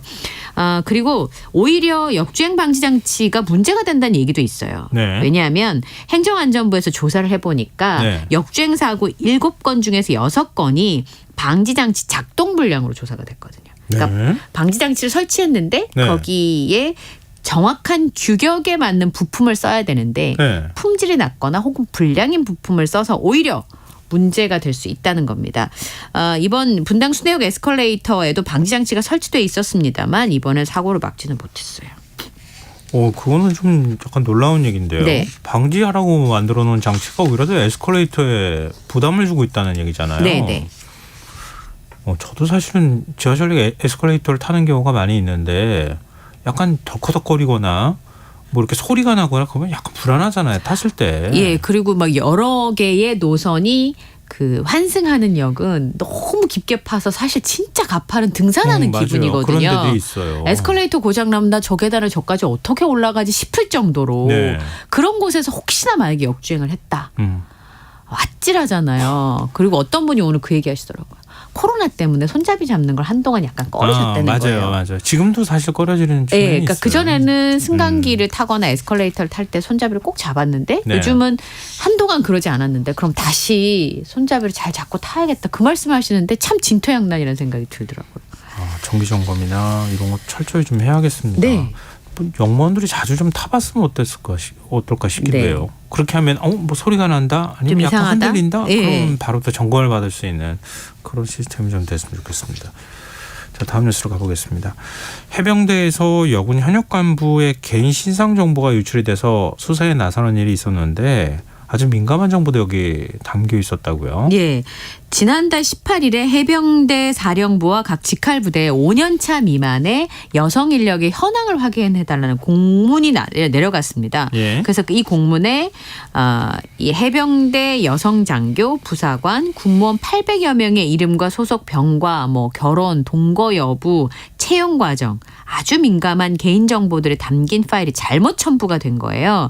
이 공문이 정부 내부망에서 온나라 시스템으로 발송이 됐는데 수신으로 이제 해당 업무 담당자만 지정이 되어 있었기 때문에 네. 담당자만 열람이 가능한 상태였긴 합니다만 예를 들어서 파일을 내려받기 위해서 다른 사람한테 메일로 보냈을 때 첨부했다든지 하면 네. 유출 범위가 제한적으로 이루어진다는 보장이 없잖아요. 그래서 이런 부분에 대해서 굉장히 우려가 나오고 있어요. 또 어떻게 이런 실수를 하는지 모르겠는데요. 대처도 즉각적으로 이루어지지 않았다고요. 네. 이 사실을 센터장이 성고충 예방대응 센터에서 각 그 직할부대와 해병대 사령부에 보낸 공문이었는데 네. 그 공문 발송하고 나서 다음 날 이 상황을 확인한 거예요. 예. 그런데 23일에서야 공문을 수신한 각 부대 담당자들한테 첨부 파일 열람 제한을 요청한 것으로 확인됐습니다. 주말이 끼었고 신상 규정 공개에 관한 관련 규정을 검토하느라 시간을 보냈다라고 해명을 했습니다만 안일하게 대응했다라는 인상을 지울 수가 없는데요. 개인정보가 유출된 당사자들한테 2차례 메일을 보내서 담당자의 실수로 불필요한 정보가 담긴 첨부 파일이 발송됐다라고 해명하고 사과했다.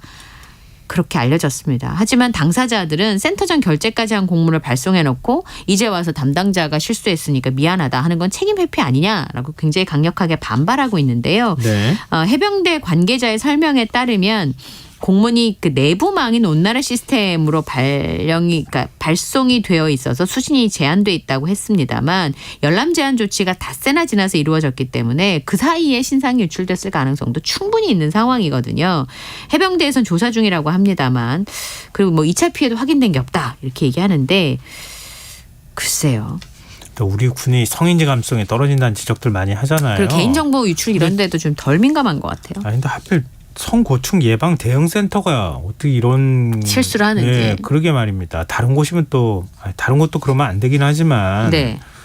근데 이런 문제들을 적발하고 예. 대책을 만들려고 얘기해야 되는 곳에서 오히려 지금 개인정보 민감한 걸 다 유출을 해놓고 또 닷새 뒤에나 대책을 만드는 거 이게 우리 군의 오히려 현실에 더 가까운 거 아닌가라는 걱정이 들어서 좀 그러네요. 답답하네요. 네, 지금 여러분께서는 KBS 라디오 김성환의 시사회와 함께하고 계십니다. 밤참수 계속 이어가겠습니다. 대학 캠퍼스 안에서 등교하던 학생이 트럭에 치여서 숨지는 일이 있었어요. 네. 동덕여대 캠퍼스에서 등교하다가 쓰레기 수거차에 학생이 치여서 결국 이틀 만에 사망했는데요. 지난 5일 오전 8시 50분에 학생인 A씨가 교내 언덕길에서 내려오던 쓰레기 수거차에 치였습니다. 사고 직후에 병원으로 바로 옮겨졌긴 했는데 뇌사 판정을 받았고 치료를 받다가 어제 오후 7시 20분쯤에 사망을 했습니다. 그리고 차를 운전했던 학교 미화원 80대이신데요. 네. 교통사고 처리 특례법상 치상 혐의로 입건이 돼서 이제 치사 혐의가 적용이 될 것 같습니다. 처음에 입건됐을 때는 다쳤는데 지금은 사망을 한 상태이기 때문인데요. 네. 이 본인은 브레이크를 밟았다라고 진술을 했는데 경찰이 조사를 해보니까 브레이크를 밟은 기록은 없는 것으로 알려져 있고 사고 경위를 조사하고 있습니다. 그리고 굉장히 이 사망한 학생이 긍정적인 분이셨대요. 아이들한테도 봉사하는 것도 좋아하고 이런 분이었는데 가족들이 생각하기에 이제 뇌사 상태가 왔으니까 마지막 바람이 장기 기증이겠을 거다라고 생각을 했대요. 그래서 고민도 안 하고 서약서에 서명을 했는데 뇌사 판정을 받고 장기를 기증한 다음에 장례를 진행할 예정이었대요. 근데 이제 사망한 바람에 그것도 못하게 된 상황이라고 언론에 보도가 됐습니다. 그리고 고향인 강릉의 한 장례식장이 지금 안치가 되어 있는 상황입니다. 그 동덕여대가 약간 비탈길에 네. 이렇게 있잖아요. 네. 학교 자체도 그런데 그 네. 학생들이 지금 이번 사고 난 것도 그렇지만 이제 비탈이어서 예. 좀 이게 사고 위험이 있다 이런 얘기를 대학 측에 얘기를 했었다면서요. 예, 그렇습니다. 지금 이 문제가 왜 벌어졌냐면 학교에서 이제 꼭대기에 쓰레기 집화장이 있으니까 충분히 문제가 생길 수 있는 거예요. 그래서 언덕 꼭대기에 있는 쓰레기 집화장 위치를 옮겨달라. 차도와 구분해서 인도를 만들어달라. 수년간 얘기를 했는데 학교 측에서 굉장히 안일하게 대응을 했다고 합니다. 그리고 동덕여대 인터넷 커뮤니티에 지금 조용히 살지 않을게란 해시태그와 함께 학교의 자성을 촉구하는 글들이 잇따르고 있는데요. 학교에서 왜 사고 나서 이틀 동안 이제 총장이 사고가 나서 이틀 만에 홈페이지에 이제 글을 올렸으니까 네네. 왜 이틀 동안 말이 없는지 그리고 도대체 앞으로는 어떻게 대응할 건지 내용이 없다라는 비판을 했습니다. 학교 내에 추모 공간이 마련됐는데 많은 사람들이 이 추모 공간을 찾고 있고요. 심지어는 수업 시간인데 교수님께서 수업을 못하겠으니까 추모하는 것으로 종강하자 이런 얘기도 하셨다고 합니다. 그리고 학교 측에 확인을 해보니까 안전 관련 민원이 있었던 것은 맞다고 합니다. 그런데 학생들이 이용할 수 있는 계단을 도로 한쪽에 마련하는 등 정비에 최선을 다했다라는 입장이지만 학생들은 반발이 좀 커지는 상황이고요. 그리고 동덕여대에서 쓰레기 집화장 이전 정문 내에 지상주차장 전면 금지, 그다음에 오토바이, 킥보드, 자전거 등의 차량 교내 통행 금지, 후문 차량 통행 요원 배치 등을 결정했다라고 밝힌 상황이에요. 그러니까 진짜 최선을 다했다고 예. 얘기를 한 거예요? 네. 알겠습니다. 저도 영상을 봤는데 도로에 뭐 이렇게 차가 막 차단할 수 있는 게 아무것도 없이 그냥 네. 도로 가장 마지막 부분에 네. 나무로 이렇게 계단같이 만들어놨더라고요. 예. 학생들이 그쪽으로 다 걸어 올라가지는 않을 것 같은데요. 네. 네. 다음 뉴스로 가겠습니다. 지금 캐나다 400여 곳에서 산불이 발생해 뭐 상황이 굉장히 심각하다고 하네요. 네. 아마 자연의 도움 없이 이 불을 끄기가 좀 어렵습니다. 지금 통제를 벗어난 상황인데요. 동부에 있는 노바스코샤주 등의 일부는 비상사태가 선포가 됐고 학교가 폐쇄될 정도로 상황이 좀 심각합니다. 캐나다에서 5월 한 달 동안 발생한 산불 피해 면적이 지난 10년간 같은 기간에 일어난 평균 피해 규모보다 18배가 크다고 하니까요. 캐나다 군대뿐만 아니고요. 미국과 호주 등의 여러 나라 소방 인력들이 진화 작업을 돕고 있습니다만 날씨가 워낙 고온 건조한 탓에 굉장히 어려움을 겪고 있습니다. 캐나다에서 발생한 대형 산불에서 이 서부에서 시작된 산불이 캐나다 동부까지 번졌고요. 지금은 400여 곳이 불타고 있는데 캐나다 역사상 최악의 산불 피해가 될 가능성이 굉장히 높다고 합니다. 414건의 산불이 진행 중이고 239건은 통제가 불능한 많네요. 상황인데요. 네. 남한 면적의 3분의 1 이상이 잿더미로 변했다고 합니다. 그리고 10년간 캐나다에서 산불로 소실된 평균 면적보다 15배나 넓다고 하는데 일부러 왜 산불 막으려고 산불로 맞불 놓잖아요. 네. 그렇게 해서 숲 10,000헥타르를 일부러 태우기까지 했는데 2만여 명이 넘는 이재민들이 대피소에서 생활하고 있다고 합니다. 뭐 지금 대책이 없을 정도로 산불이 커진 상황이라고 보이는데 네. 뭐 미국 동부까지 산불로 예. 그 연기가 날아와서 거의 뭐 그 대기질이 공기질이 거의 최악인 수준이다 뭐 이런 얘기까지 네. 나오고 있더라고요. 좀 빨리 좀 꺼졌으면 좋겠는데 이것도 하늘을 쳐다봐야 되는 거 아닌가. 사람의 힘으로 걱정이 하는 되네요. 약간 불가항력적인 측면도 네. 있습니다. 자, 마지막 뉴스입니다. 이거 꼭 좀 전해드려야 될 것 같은데요. U20 월드컵에 출전한 우리 대표팀 이탈리아와 결승 진출을 다투게 됐어요. 내일 네. 아침이죠? 6시예요. 그래서 네. 5시부터 지금 광화문에 모이신다고 하는데요. 그래요? 오전 6시 라플라타 스타디움에서 이탈리아와 결승 진출을 두고 격돌을 하게 됐습니다. 이탈리아와 대결할 운명의 4강전을 앞둔 김은중 감독이 지난번에 말씀드렸던 강점이 세트피스잖아요. 네. 그걸로 승부를 걸어보겠다. 끈끈한 수비 조직력으로 이탈리아를 봉쇄해보겠다라고 얘기를 하고 있고요.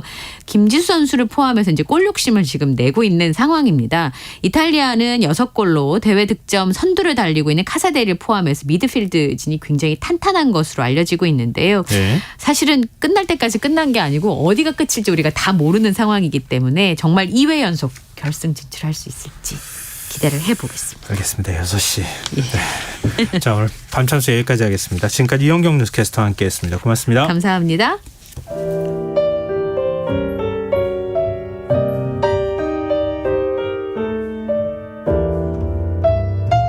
내일의 품격.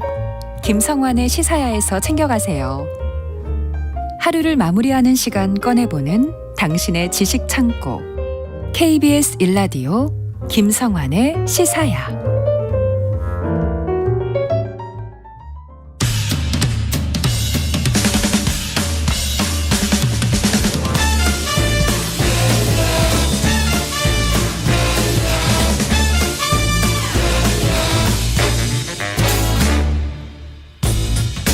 매주 목요일 흥미로운 공연을 소개해드리는 시간이죠. 일상 속 활력을 찾아내는 무엇이든 보러 가세요. 공연 제작사랑 안영수 대표 오늘 역시 함께하겠습니다. 안녕하세요. 예, 안녕하십니까. 네. 오늘도 흥미로운 공연을 소개하기 위해서 달려온 공연 알림이 안영수 인사드리겠습니다. 안영수 대표님 뭐 늘 보지만 매주 볼 때마다 예. 제가 막 에너지를 받는 느낌이에요. 열심히 하겠습니다. 네. 청취자분들도 그러실 것 같고요. 예, 근데 오늘 공연은 제가 최근에 시카고, 뭐 맘마미아, 오페라의 유령 이렇게 해서 좀 유명한 뮤지컬들을 소개해드렸었는데 오늘은 좀 느낌이 좀 다르게 처음 새로 선보이는 창작 뮤지컬 작은 거 한 편을 갖고 왔거든요. 근데 이제 이 작품이 좀 생각해볼 만한 작품이어서 오늘은 좀 차분하게 할 생각이었는데 원하신다면 요것도 한번 텐션을 올려서 해보도록 하겠습니다. 안 대표님 아니면은 텐션이 올라갈 일이 별로 없어서. 야, 이거 어려운 미션이 하나 생겼네요. 자, 그러면 어떤 공연입니까? 네, 해외 소설이 원작이고 영화도 있었던 작품이거든요. 조나단 트리겔의 소설 보이 A라는 작품이 있는데 이 작품을 전 세계 최초로 우리나라에서 뮤지컬로 우리나라에서 처음으로 만든 작품입니다. 근데 제목이 좀 특이해요. 예, 보이 A. 보이 우리가 알고 있는 I'm a boy 그 보이 A. 예. 왜 뒤에 A자를 붙였는지 알파벳으로. 네, 그것도 제가 좀 궁금하고요. 작품 소개해드리면 아마 아실 텐데 이 작품 제작사 그러니까 제작자가 제가 잘 아는 친한 친구예요. 동생 친구인데. 제가 이 작품 준비한다고 하길래 어떤 작품인지 저도 이제 물어봤어요. 보이 A 처음 들어보는 것 같아서 물어봤더니 이제 작품 내용을 얘기해 주는데 얘기 다 듣고 나서 야 이거 되겠다. 이거 대박이다. 이런 느낌이 들었으면 좋았을 텐데 그게 아니라 야 이 작품 사람들이 어떻게 볼지 좀 너무 약간 궁금하기도 하고 살짝 걱정이 되기도 하고 이런 작품이었거든요. 저는 좀 오해할 뻔했어요. 야 이건 되겠다. 그래가지고 이 작품 갖고 나왔습니다라고 얘기하실 줄 알았더니 이거 아닌데 라고 생각했는데 근데 왜 갖고 나오셨어요? 그런 느낌이 아니어서 한번 이 시사회를 통해서 좀 말씀드려보고 싶었고 이 작품은 그러니까 뭐 해답 뭐 공연의 메시지 인생은 즐거워 이런 해답이 아니라 좀 질문을 던지는 작품이라고 제가 설명을 드릴 수 있을 것 같아요. 아니요, 그건 멋진 일인데요. 네. 고민을 해볼 수 있게 하는 답을 작품. 자꾸 주기보다는 질문을 던져서 스스로 답을 찾아나가게 하는 것도 좋은 거잖아요. 이런 표현 괜찮은 것 같네요. 해답보다는 질문을 던지는 작품. 네, 감사합니다. 저를 이렇게 또 얘기해 주셔서. 자, 그러면 스토리를 얘기해 주셔야죠. 네, 작품 설명 말씀드려보도록 하겠습니다. 말씀드렸다시피 소설이 원작이고요. 동명의 영화도 있었습니다. 그래서 이제 소설과 영화 모두 각종 시상식에서 수상도 했었던 작품인데 줄거리를 제가 말씀드리면요. 그거 한번 잘 들어봐 주셨으면 좋겠어요. 어떤 소년이 이제 아주 오랫동안 수감 생활을 마치고 가석방인 상태로 이제 사회로 돌아오게 돼요. 근데 이 소년은 이제 새롭게 사회생활을 해야 되니까 원래 이름을 아예 버리고 잭이라는 이름으로 새롭게 삶을 살아가기로 합니다. 근데 이제 오랫동안 수감 생활을 하다 보니까 사회생활에 적응하기가 힘들잖아요. 그렇겠죠. 그래서 보호 관찰관 테리라는 사람이 계속 꾸준히 봐주면서 도움을 많이 주거든요.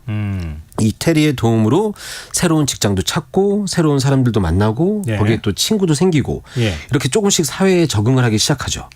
그런데 그렇게 지내던 어느 날 우연히 지나가다가 큰 사고 현장을 목격하게 돼요. 근데 이 사고 현장에서 어린 학생이 굉장히 어려운 위험에 빠져 있는 것을 잭이 발견하게 되고 이 잭이 목숨을 걸고 그 학생을 구해내요. 그럼 영웅이잖아요. 네. 그러면서 이제 사회적으로 대단한 영웅이 되기 시작하는 거죠.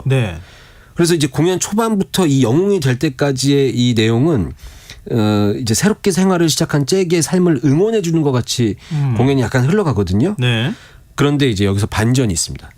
이렇게 영웅이 된 잭의 과거가 이제 드러나게 되는 거죠. 예. 이슈를 받게 되니까. 왜 감옥에 가게 됐는지. 예, 그렇죠. 예. 그래서 이 부분 이제 이 잭의 과거가 드러나는 부분은 영화 조금 다르긴 해서 제가 자세히 말씀드리긴 좀 힘든데 제가 예상할 수 있는 부분인데 어떤 사람이 사회적으로 이슈가 되면 네. 거기에 대한 과거가 드러나는 게 이제 요즘의 일과도 많이 닮아 있잖아요. 그렇죠. 이런 식으로 그 잭이라는 친구의 과거 죄가 어떤 건지 사회에 알려지게 되는 거예요.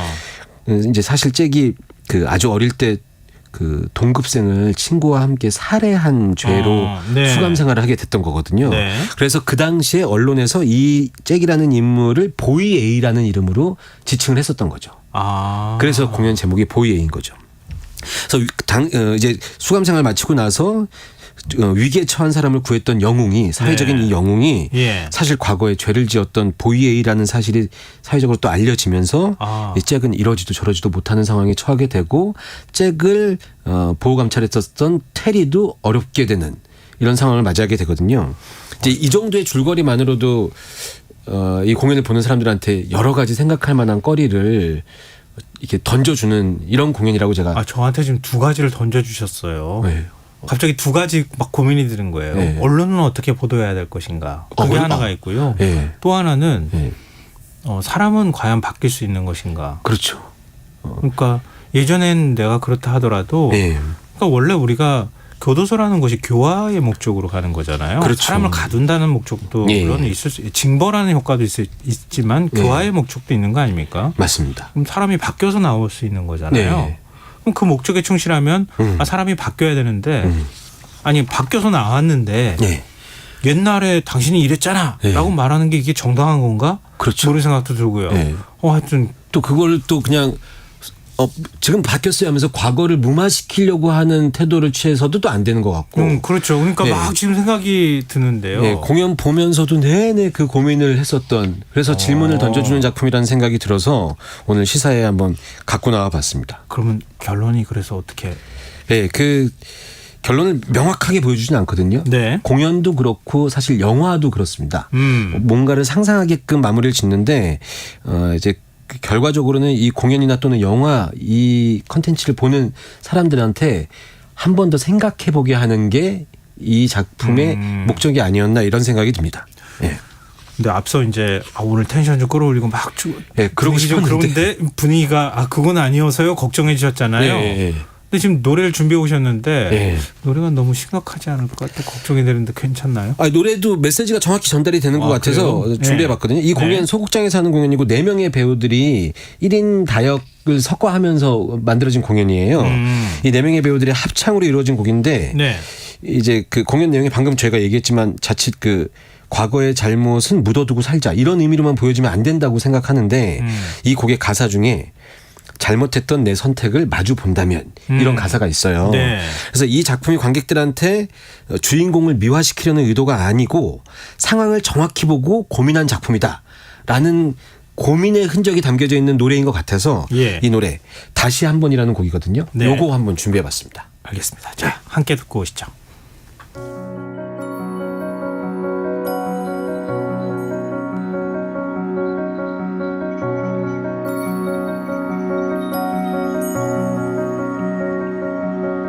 내겐 흐르지 않는 시간이 있어 여전히 그 순간에 붙잡혀 있어 한 발자국도 뗄 수 없어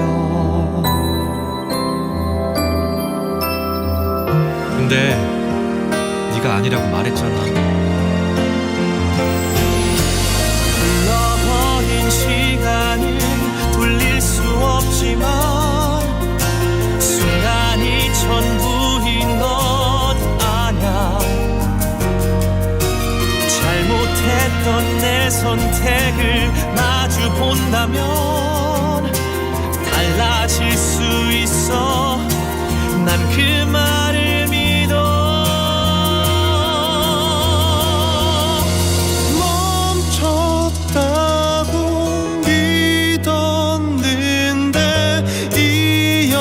지고 있어 그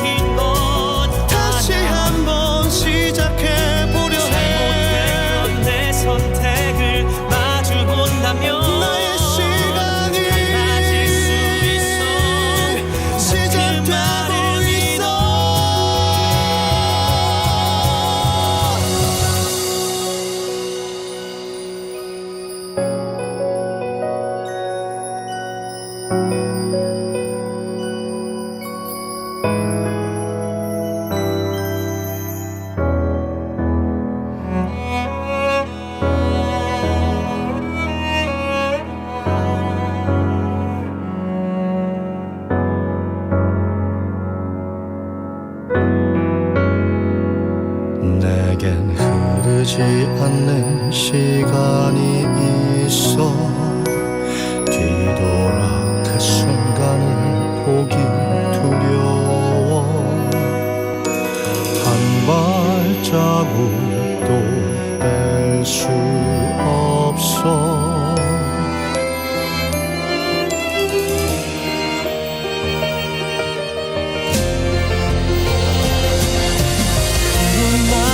기대한 건 아니었지만 새롭게 시작하고 싶어 나에게 기회가 있다 믿고만 싶어 나는 믿고 싶어 나는 믿고 싶어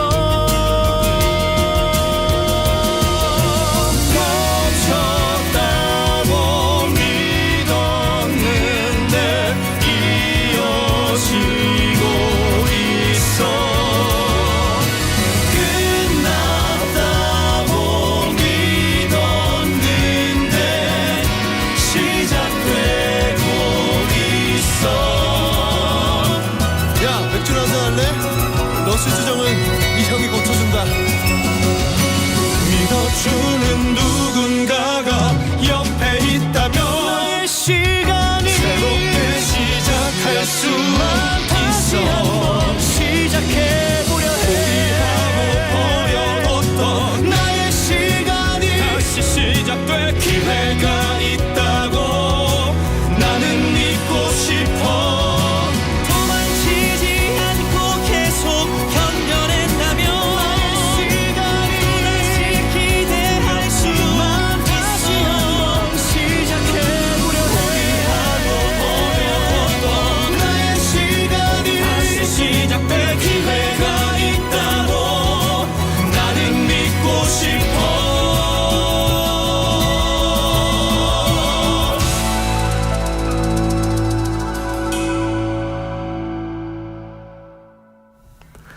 뮤지컬 포이에의 다시 한번이란 넘버 현석준, 정찬호, 김방원, 김태환 배우 목소리로 들어봤습니다. 이 노래 많은 가사 같은 고민이 좀 담겨 있는 것 같은데요. 네. 그 전에 네. 좀 청취자 문자 하나 좀 읽어드릴게요. 예. 휴대전화 뒷자리 0605 쓰시는 청취자분께서요. 오늘 추천해 주시는 작품 딱 제 스타일일 듯요. 질문을 던지는 기대됩니다. 설권이 아니라 공연 보러 가기 쉽지 않지만 매주 목요일 공연 소개 들을 때마다 객석에 앉아 있을 저를 기대하며 설레인답니다. 갑자기 힘이 확 나시죠? 보람이. 네, 그러라고 더 뒷얘기를 더 힘내서 얘기해 달라고. 네, 이런 분들에게는 힘내서보다는 더 진중하게 이 공연의 메시지, 이 공연을 왜 봐야 되는지를 정확히 말씀드리면 좋을 것 같아요. 마치 영업을 완벽하게 결제까지 이루어질 수 있게 하기 위해서. 아주 힘차게 의미를 담아서 두 가지를 다 좀 해주셨으면 좋겠는데요. 하여튼 좀 어떤 공연을 만드는 사람의 의도를 사실은 관객들이 다 이해하기는 쉽지 않잖아요. 맞습니다. 근데 그걸 어떻게 정확하게 그 의도를 설명해 줄까? 참 그걸 막 고민한 공연 같아요. 사실 제작하는 사람들 또는 작가나 작곡가의 마음을 관객들이 다 알아봐 주시기를 바라는 것도 좀 무리한 생각인 것 같기도 하고 관객들이 그걸 다 알아내는 것도 불가능한 것 같은데요. 맞아요. 근데 이제 그 작업자들이 엄청 고민을 하고 회의를 하고 만들어도 직접 소비자가 돼서 객석에서 보는 관객들의 관람평을 예측해서 맞추는 경우도 거의 없습니다. 네. 왜냐하면 저희는 작업하는 사람들은 몇 날 며칠 대본만 보고 있으니까 그렇죠. 저희가 어느 순간 푹 거기에 빠져요. 맞아요. 네. 근데 관객이 돼서 딱 보면 냉정하게 보니까 그래서 저희가 생각하지 못했던 부분을 관객들이 짚어내는 경우가 굉장히 많고요. 그런 이유로 제가 창작 초연이라고 말씀드렸는데 창작 초연 작품에 거의 다 있는 프리뷰 기간이 있어요. 이 프리뷰 기간이 자칫 약간 원래 정가 금액보다 좀 저렴하게 볼 수 있는 기회 정도로만 제공된다. 이렇게 생각하실 수 있거든요. 근데 이 작품은 이야기 들어보니까 저는 이제 프리뷰 기간 동안 봤는데 이 프리뷰 기간이 끝난 다음에 몇 가지 수정된 관객들의 어떤 피드백을 받아서 수정 작업을 거쳐서 관객분들한테 또 선보이는 이런 공지 같은 것들을 했더라고요. 그러니까 관객분들의 리뷰를 겸허히 받아들일 준비를 작업자들이 하고 있다는 것. 이게 저는 좀 그 소통의 어떤 그 상징인 것 같아서 창작 작품을 만들 때 약간 피곤하기도 한 부분이기도 하지만 네네. 필요한 부분이고 보람을 느끼는 부분이기도 한 뭐 이런 시스템이라고 말씀드릴 수 있을 것 같아요. 그럼 지금까지 관객평은 어때요? 이 공연은? 제가 느꼈을 때는 그 작품의 의도를 정확히 다 받아들이시는 분들이 조금씩 더 생겨나는 것 같아요. 왜냐하면 이제 첫날 공연 끝나고 나서 네. 이 작품 무슨 얘기를 하고 싶은 거야 이런 리뷰가 있었다면 그 한 이틀 정도 지나고 나서는 이 작품 생각하게 만드는데 이런 리뷰가 생겼고 그다음에 이제 프리뷰가 끝나고 본 공연이 시작되면서 거기에 대해서 두 번째 봤더니 훨씬 더 많은 게 느껴진다 이런 관객들의 리뷰가 꽤 많았습니다. 그러면 안 대표께서 공연 보셨을 거 아니에요? 저 봤죠. 어떤 느낌이었어요? 저는 개인적으로는 이 작품 보면서 처음에는 이제 제가 친한 후배 동생이 하는 작품이니까 응원하는 마음으로 보게 됐는데 네. 처음에 시작하자마자 이거 대중들이 좀 불편해할 만한 소재와 이야기들이 나오니까 네. 너무 조마조마한 거예요. 근데 어느 순간 공연에 이제 1시간 넘어가고 약 2시간 살짝 안 되게 원래 2시간 정도 했었는데 네. 프리뷰식 지난 다음에 좀 잘라낼 거 잘라내서 1시간 40분에서 50분 정도 사이 나오는 것 같더라고요. 네. 근데 공연의 후반부가 되고 나니까는 제가 그런 걱정을 하지 않고 이 작품을 보면서 와, 저 캐릭터는 어떻게 해야 되는 거지? 이런 고민을 제가 스스로 하고 있는 걸 제가 깨달은 거죠. 그래서 오랜만에 작품을 보면서 내가 고민하게 만든 작품을 만났구나. 이걸로 충분히 의미 있는 거 아닌가? 라는 생각을 하게 된. 처음에 작품 얘기를 들을 때 후배가 하는 공연이라면서요. 제작자 얘기를 들었을 때 이거 아닌데 이렇게 생각했는데 막상 공연 보고 나니까 아닌데까지는 아니고요. 잘 전달될까? 알겠습니다. 그래 잘 전달될까? 이렇게 생각했는데 공연 보고 나니까 되게 좋았다. 네, 좋고 빨리 이 초반에 이 공연을 좀 그 생소하게 보시는 분들이 좀 익숙하게 되셔서 공연을 통해서 전달하고자 하는 메시지가 전달이 된다면 그리고 제가 오늘 여기 시사에서 나오는 얘기처럼 요 정도의 정보만 좀 갖고 공연을 보신다면 충분히 고민해 볼 만한 작품이 아닌가 이렇게 생각했고요. 공연 끝나고 나서 이제 제작자를 만났죠. 그래서 어떻게 봤냐 그러길래 잘 봤다. 잘 봤는데 보자마자 막 야 이거 대박이다. 이거 조금만 버티면 돈 벌겠는데 이렇게 얘기 안 하고 요거 한 1주에서 2주 정도 버티는 시간이 필요하다. 관객들이 이 작품을 받아들여줄 때까지는 잘 버텨라. 작품 관리 잘하고. 이러면 창작 초연이니까 이번엔 본전만 하자. 재공연부터 돈 벌자. 이런 얘기를 제가 해주면서 현실적인 얘기를 제가 해주고 왔습니다. 서운했겠는데요. 아니요. 저는 그래야 되는 형이라고 생각하는 것 같더라고요. 그냥 돈 벌 거야 잘 될 거야 이렇게 얘기하는 거 별로 의미 없는 것 같아서 솔직한 얘기를 해주고 왔습니다. 근데 4명이 배우가 나와서 뮤지컬 한다고 말씀하셨잖아요. 네. 그 분위기가 어떤지. 4명이 나오는데 소극장에서 4명 나오는 것은 적게 나오는 것도 아니고 많이 나오는 것도 아니고 적당한 명수라고 생각하는데 이 공연의 그 볼맛은 영상에 있다고 생각하시면 될 것 같아요. 영상요? 네, 공연의 내용은 굉장히 어둡고 하잖아요. 근데 아까 말씀드렸던 이 보이라는 주인공이 과거에 겪었던 이야기, 그다음에 이 수감 생활을 마치고 돌아와서 가석방된 상태에서 있었던 이야기들이나 이런 것들을 배경이 빠르게 전환이 돼야 돼요. 환경이 계속 바뀌니까. 그렇죠. 근데 그거를 아주 작은 영상과 아주 작은 턴테이블, 조그만 동그란 턴테이블을 이용해서 만들어냈는데 이게 소극장에서 아주 이렇게 스펙타클해 보이는 게 아니라 딱 이 공연 색깔에 맞게 영상이랑 이 조화롭게 동선을 쓰는데 소극장 맛이 이런 거구나라는 걸 대극장을 주로 보시던 분들이 아마 오셔서 보시게 되면 이거 약간 귀여우면서도 소중한 것 같기도 하고 왜 그 대극장 공연은 멋진 무슨 전시회 큰 전시회라고 생각하면 요거는 침대 위에 있는 오르골 같은 느낌으로 이런 느낌으로 보여지는 무대 저는 꽤 재밌게 봤습니다. 비유가 너무 좋으신데요. 괜찮아요. 것 같은데. 아까도 응원해 주신 분이 취향이라고 하시길래 취향이신 분들 결제까지 하시면서 하여튼 관객들한테 좋은 평가 받았으면 좋겠어요. 네, 많이 관객분들 보시고 취향이시든 아니시든 고민할 만한 작품 한 2달에 한 번 정도는 만나보시면 어떨까 이런 생각 듭니다. 네. 아마 지금 청취자분들께서 막 고민하실 것 같아요.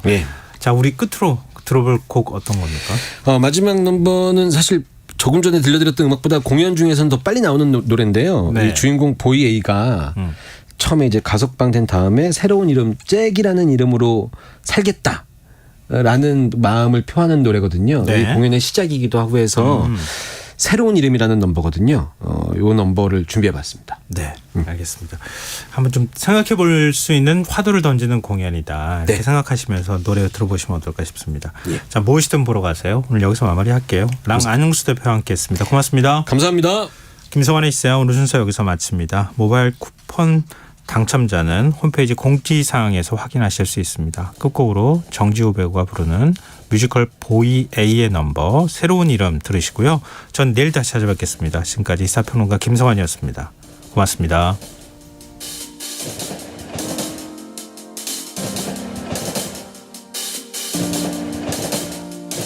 매일